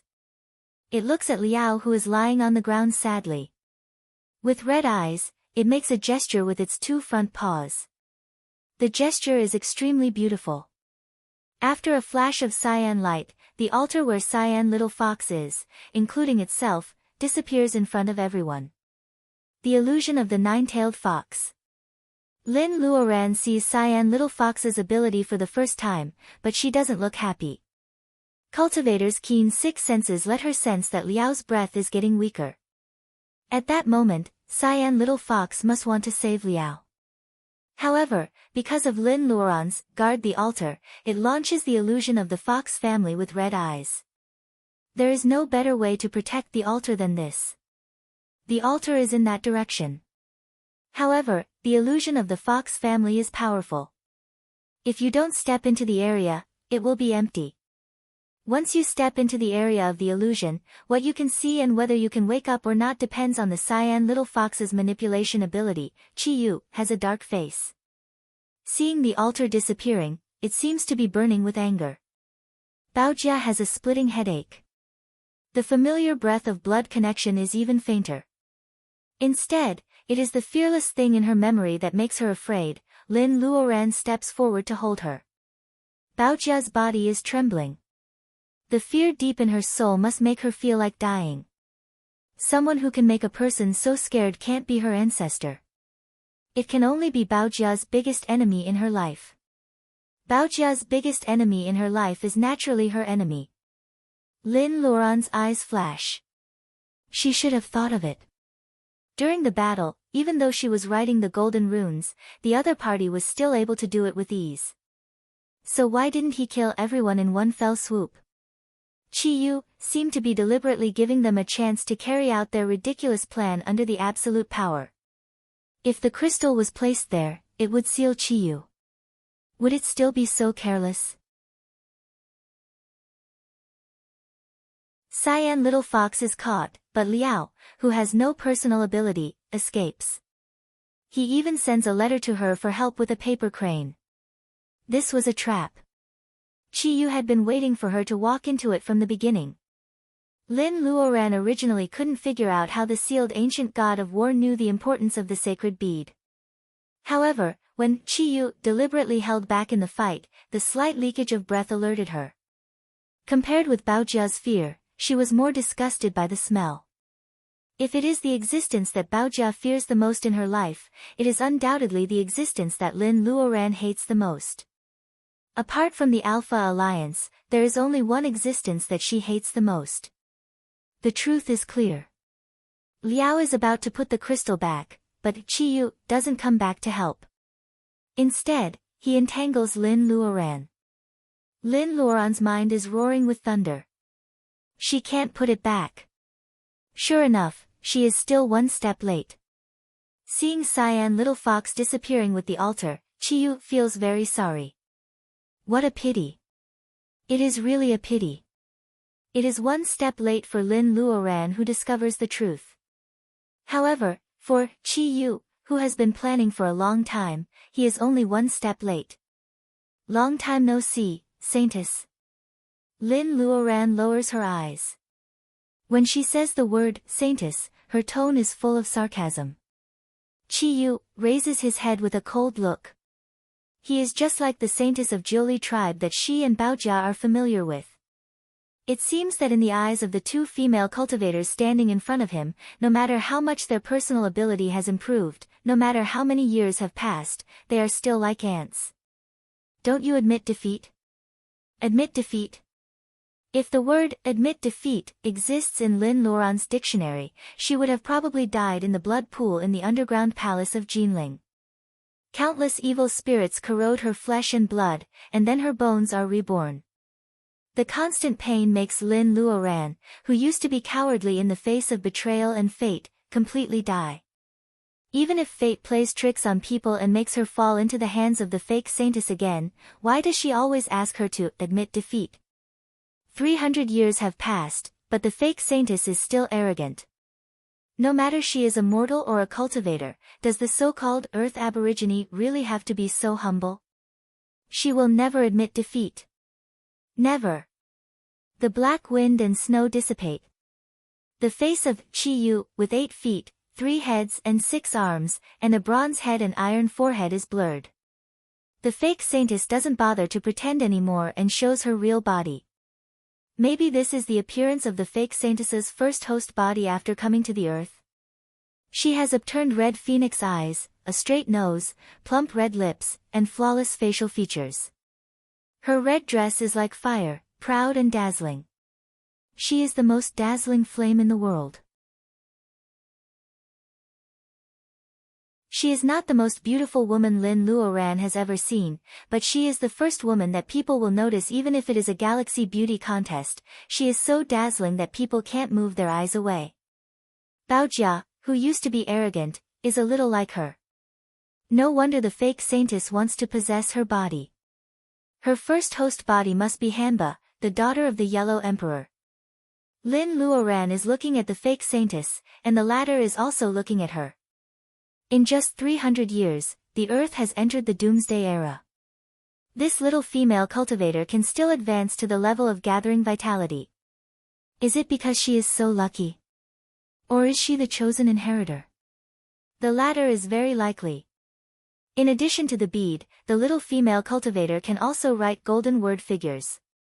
The fake Saintess covers her mouth and sneers. She will know the truth soon anyway. Her eyes fall on the bead on Lin Luoran's wrist. She has seen the bead before. When she was trapped in the desert by the god whipping whip again, she recalled the long-ago picture from her memory. Unfortunately, she was in a hurry to leave the earth at that time, so she didn't connect this bead with that bead. She gave up a chance for nothing. However, a mere few hundred years was nothing to an existence like her. The most important thing now is to completely occupy the power that belongs to Chiyu. The fake saintess looks at the crystal in her palm. As long as she puts the crystal back on the altar, the last thought of Chiyu will disappear in an instant. The simple and honest young man who once smiled at her in the distant prehistoric era will really disappear from the world forever. Thinking of this result, the fake saintess, who has always regarded all creatures on the earth as aborigines, has a trace of inexplicable emotion in her heart. She thinks that she must have stayed on the earth for too long, so she has been infected with the ridiculous reluctance virus of earthlings. Her eyes are full of charm. Seeing the two vigilant little female cultivators, she suddenly feels a little funny. 300 years ago, it was these two people. 300 years later, they are standing side by side in front of her again. The so-called destiny is really teasing people. The fake saintess breathes at them. Seeing Lin Luoran clenching her fists stubbornly, she feels it is very interesting. She can't help but disagree with that person's taste from the bottom of her heart. You are just a nine-tailed fox with two tails. How dare you play illusion in front of me? The fake saintess laughs in a low voice. If it is an adult celestial fox, even if it has just evolved 6 tails, it will be a bit troublesome for her in her current state. As for this little fox, its personal ability is too poor and its temper is too bad. It didn't know what was good for it 300 years ago, and now it has not improved at all. Lin Luoran doesn't need to care about the old relationship. Time seems to slow down, and the continuous movements become frames of slow pictures. Lin Luoran watches the fake saintess stretch out her slender fingers and point at the direction of the altar. A black line flashes out like lightning and pierces a barrier. No matter how you change your position or how many barriers there are, in front of absolute power, if there is a leaf in front of you, you can raise your hand to pick the leaf and find the mount Tai behind the leaf. Such a domineering scene is absolutely worth celebrating if it happens to Lin Luoran herself. However, at this moment, it is the fake saintess who raises her hand to destroy the illusion of Cyan Little Fox. Lin Luoran is holding Baojia, but she is overwhelmed by the coercion of the fake saintess. Not only can she not go forward to help, but she is also shaking. The altar is revealed. The Cyan Little Fox is hit directly by the black line. It spits out a mouthful of blood and falls straight down. The fake saintess doesn't hide her disdain. She kicks away the injured Cyan Little Fox and plays with the crystal in her hand. She turns back and shows Lin Luoran an indecipherable smile. Lin Luoran feels a fire rising from the bottom of her feet, rolling along her limbs and all the way to the top of her head. Her eyes are red and she is in a daze. Is it anger? Lin Luoran feels that her limbs and all the bones are boiling. Led by this force, she has broken through the deterrence of the fake saintess and rushed out. Lin Luoran's speed is unprecedentedly fast. With a slight sound, she has already stood in front of the fake saintess. The fake saintess stands on the left side of the altar. She is infuriated by Lin Luoran's suicidal action. Lin Luoran stands on the right side of the altar. Before she is burned to death by the anger, she feels the heat on her fingertips. Just as the fake saintess shook her finger at the Cyan Little Fox, Lin Luoran raises her hand and aims at the fake saintess. A real flame bursts out and hits the fake saintess precisely. The fake saintess screams in shock and anger. Her body is actually pierced by an inconspicuous little flame. In the unspeakable pain, the fake saintess's strong will supports her to complete the last action. With a clang, the crystal falls firmly into the round hole on the altar. It fits perfectly. A shadow floats out of the fake saintess's body. Judging from the outline, it is a handsome and tall young man. The way he looks at the fake saintess is full of sadness and persistence.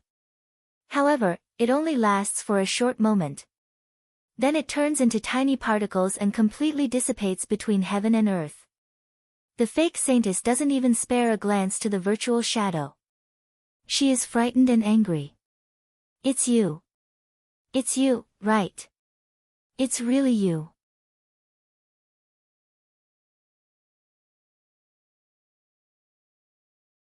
Chapter 5:11. The crystal returns to its place. Although Chiyo's soul is gone, the spreading trend of ice and snow really stops. Lin Luoran sets fire far beyond her own strength, which makes the fake saintess crazy.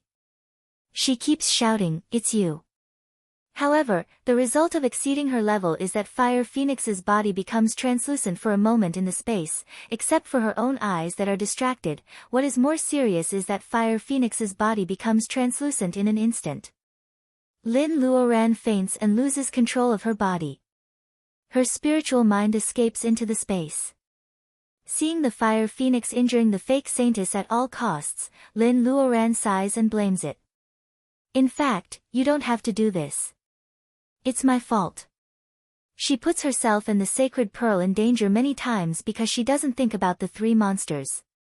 The little silver fish is attached to the dragon corpse and hovers over the space. Most of the attacks from the Fire Phoenix through the space barrier are ineffective. Otherwise, they may not be really afraid of the fake saintess. After all, the saintess has just succeeded in shaping her body and she uses ice and snow as a carrier. The Fire Phoenix is her natural nemesis. It is the first time that Lin Luoran's spiritual mind is forcibly absorbed by the space. She is worried that her physical body left outside the space will be destroyed. In that case, she can only choose to start all over again after hundreds of years of hard work. It's you, isn't it? Why don't you come out? The fake saintess seems to have lost her mind. She destroys her image and looks around in the stone hall. No one knows what she wants to find to prove the you, she says. A few awakened demonic beasts had already quietly moved to the corner to avoid her sharp edge, shivering in the corner. They hate that the Green Mountains world has been separated. It is difficult to enter the Green Mountains and even more difficult to get out of the Green Mountains. Unless the nine-tailed fox family leads them, these monsters can't break the barrier between worlds. The lark hides its head under its arm. In fact, its brain is working fast. 3 people and 1 fox in Lin Luoran's group have fainted and there is only the weakest female cultivator left. It seems that they can't change the situation. The only thing they can do now is to steal the injured cyan little fox out. They can also follow it to break the barrier and leave the Green Mountains. The lark minimizes its sense of existence and glances at the injured little fox. It is worried that it will not cooperate with its perfect plan. The fake saintess goes crazy for a while. She doesn't find the person she wants to find. She is disappointed and angry. She rushes to Lin Luoran who is unconscious on the ground. Since that's the case, you should appear after I kill your successor, right? She no longer wants the bead's approval, nor does she want to test it again. She really wants to kill it. Baojia, who had been fighting with fear and herself, suddenly looked up and made a sharp sword move without thinking.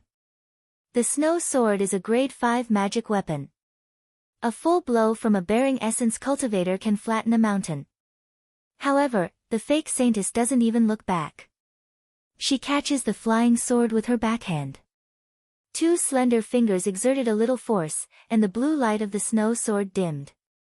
She threw the flying sword away, and there were 2 clear finger marks on the sword. The flying sword is closely related to the cultivator.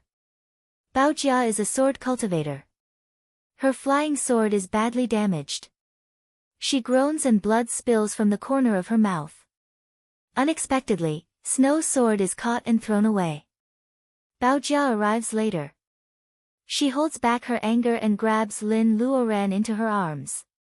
She takes the opportunity to bite the tip of her tongue and use the blood as a medium to escape in an instant. Blood escape. It is several times faster than the escape of the 5 elements. It is not difficult for cultivators to learn the blood escape. The difficulty is that it is not easy to replenish the blood and vitality consumed by the cultivator after using the blood escape. Only the blood escape can catch the fake saintess off guard and grab Lin Luoran. Lin Luoran sees everything clearly in the space. She is very anxious, but she can't return her spiritual mind to her body. In a snow mist, Baojia takes her away. The fake saintess snorts and chases after them. The lark and several monsters in the stone hall look at each other. They can't believe that they actually survived. The lark shakes its neck and boldly goes forward to check the cyan little fox's breath. It is a little surprised and signals to take the cyan little fox to escape together. Of course, they can't go outside, but they can still walk in the tunnel of the lark. The ice pupae hanging upside down on its head begins to melt. Most of its kind, which has been with them for hundreds of years, are still alive. The lark is very relieved. It doesn't want to take the risk of staying in the stone hall. God knows when the powerful woman will come back. Several monsters find the entrance of the tunnel and are about to leave. However, they see Liao, who is still alive. The lark asks the bear monster to carry him on its back and they go down the tunnel together. The lark doesn't know that the tunnel has been frozen. It is full of confidence in its plan. On the other side, Baojia has already taken Lin Luoran across the mirror-like ice lake. Their figures are covered in the wind and snow. The fake saintess chases them out, but she can't find any trace. She finds many cold ice crows to ask. Under the effect of the secretary, they all become her eyes. They can clearly see where the ice and snow go. She doesn't worry that the two female cultivators will escape. However, the crystal is put back after all. The ice and snow in the sky will gradually melt. If it takes a long time, it will be bad for her. The fake saintess reconstructs the body of Hanba in the past. She was born to control fire. If she doesn't suppress it with the power of ice, the process of reshaping her body will burn her unprotected consciousness to death. It doesn't affect her image if the ice and snow dissipate. However, she feels a little full after swallowing and receiving Chi Yu's huge spirit power. After dealing with the two little female cultivators, the first thing she needs to do is closed-door meditation. Time waits for no man. She determines a direction and disappears in the blink of an eye. She should have escaped hundreds of miles away, right? Baojia realizes that her spirit is not good enough. It is really an extremely extravagant behavior to use essence blood as a medium. What should I do? Lin Luoran tries many times, but her spiritual mind still can't go out. She is very anxious. Don't worry. Let me go out. The silver fish takes back its worried eyes from the direction of the cabin. Fire Phoenix is seriously injured this time. It is really afraid that it can't make it. Although it is worried, it still takes the initiative to go out because it and Lin Luoran are in the same boat. Attached to the dragon bones, it can go out of the space and has some skills of the dragon race. However, such a powerful secret method consumes its soul. If it can escape this time, its situation will be no better than that of Fire Phoenix. Lin Luoran looks at the burnt tail of the silver fish and nods with tears. She is only a shadow now. White Fairy pats her on the shoulder and gives her silent encouragement. Wood Wolf also wants to say something. It wants to say something several times, but it is the weakest and can't help at all. It is very depressed. I will go out with the silver fish. If we cooperate, we may be able to escape. After all, White Fairy once fought with the Black Shadow Venerable, a primitive monster. Since she can make the Black Shadow Venerable fall into her illusion at that time, she has some confidence to deal with Hanba. Lin Luoran shakes her head hard. She is strong-minded and her spiritual mind is powerful. I don't know how much stronger she is than the monster bat. You have no chance of winning. You may even be controlled by her. Don't go. It is confirmed that the fake saintess came to the earth at the end of the primitive era and possessed the body of Hanba. Her personal ability may be far lower than the primitive monster bat, but her spiritual mind is so powerful that the monster bat may not be able to catch up with her. White Fairy knows the situation, so she doesn't insist. The little silver fish has broken free from the space under Lin Luoran's gaze. What greets it is the freezing weather and Baojia's surprised eyes. The silver dragon suddenly appears and grows in the wind. Baojia is lucky that she doesn't cut it with her sword. Although it is huge, the silver dragon's eyes are very gentle, which makes Baojia feel at ease for no reason. Get on my back and I will take you away. The silver dragon lowers its head. After Baojia carries Lin Luoran up, it flies away in another direction. Although its speed is slower than the blood escape, it is stable and doesn't need essence blood. Not long after the silver dragon left with the two of them, a figure in red appeared on the snowy ground. The fake saintess appears in the same place and grabs a handful of wind and snow. She changed the direction of the wind. After chasing in the direction where the silver dragon flies for a while, the remaining breath in the air becomes thinner and the fake saintess stops chasing it. She stands in the same place and her spiritual mind extends around like a spider web. Her speed is much faster than her own. She leaves a spiritual mind imprint when she notices the abnormality. She quickly confirms the direction and chases after the silver dragon unhurriedly. The silver dragon is not tireless. However, the fake saintess is chasing it so closely that it doesn't dare to relax. After running for a long time, the ice and snow on the way have shown signs of melting. It tells Baojia about the situation that Lin Luoran's spiritual mind is now trapped so that she doesn't worry too much.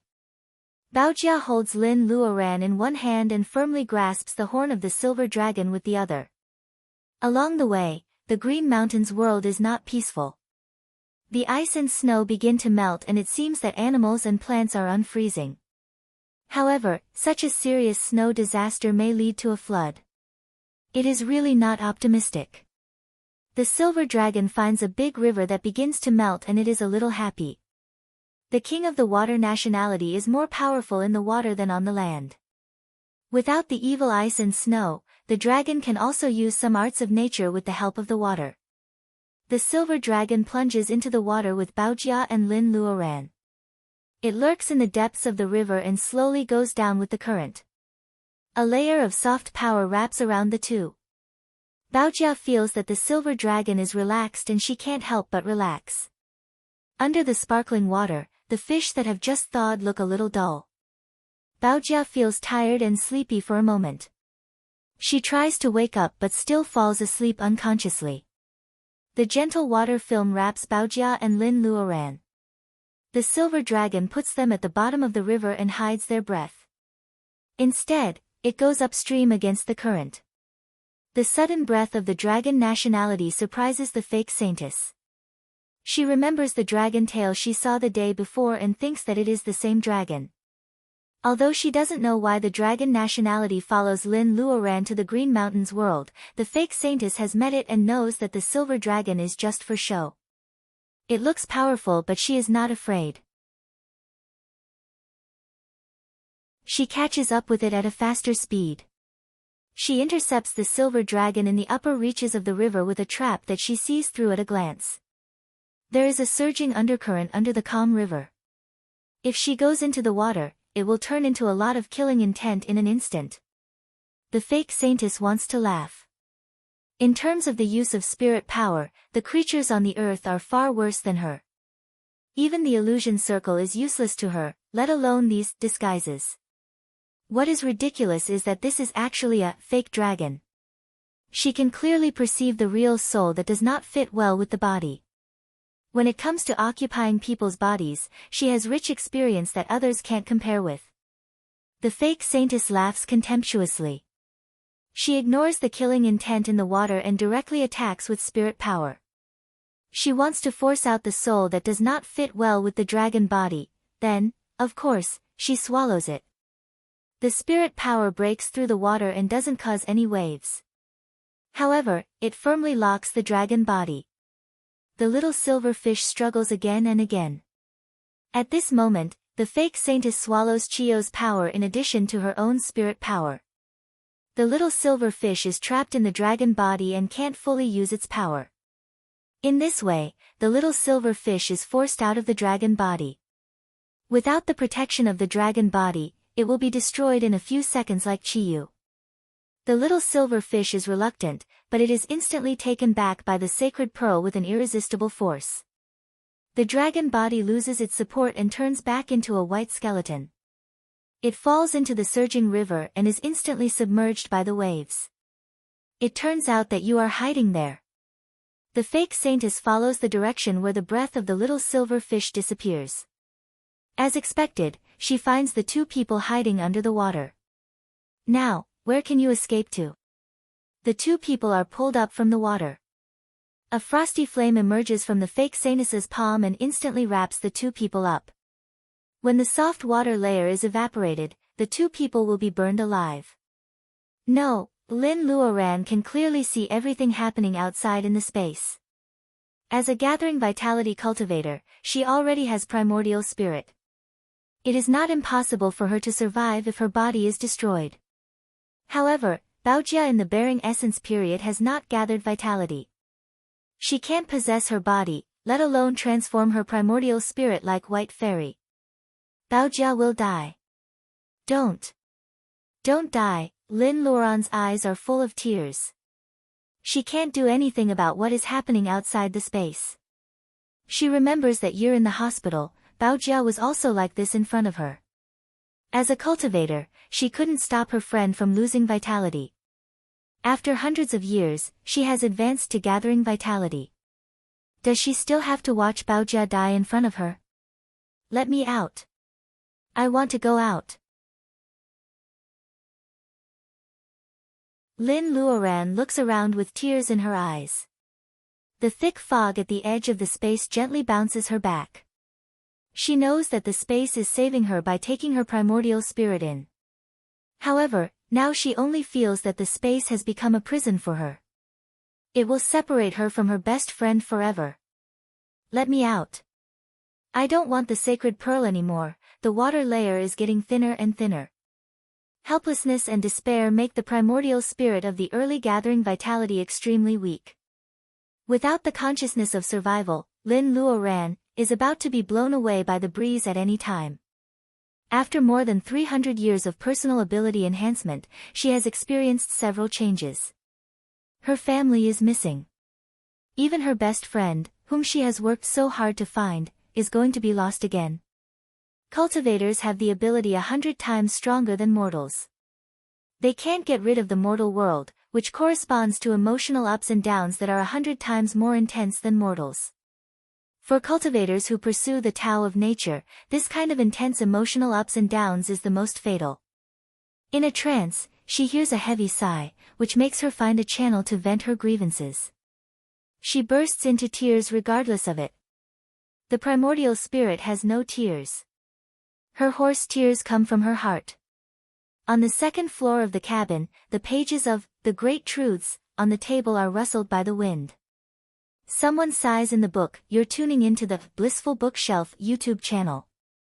We're so grateful for your support and don't forget to subscribe to join us on this incredible journey through captivating stories. Your generosity through donations truly makes a world of difference, as it's the primary source of revenue that allows me to expand and enhance this channel for you. Thank you from the bottom of my heart for being a part of this adventure.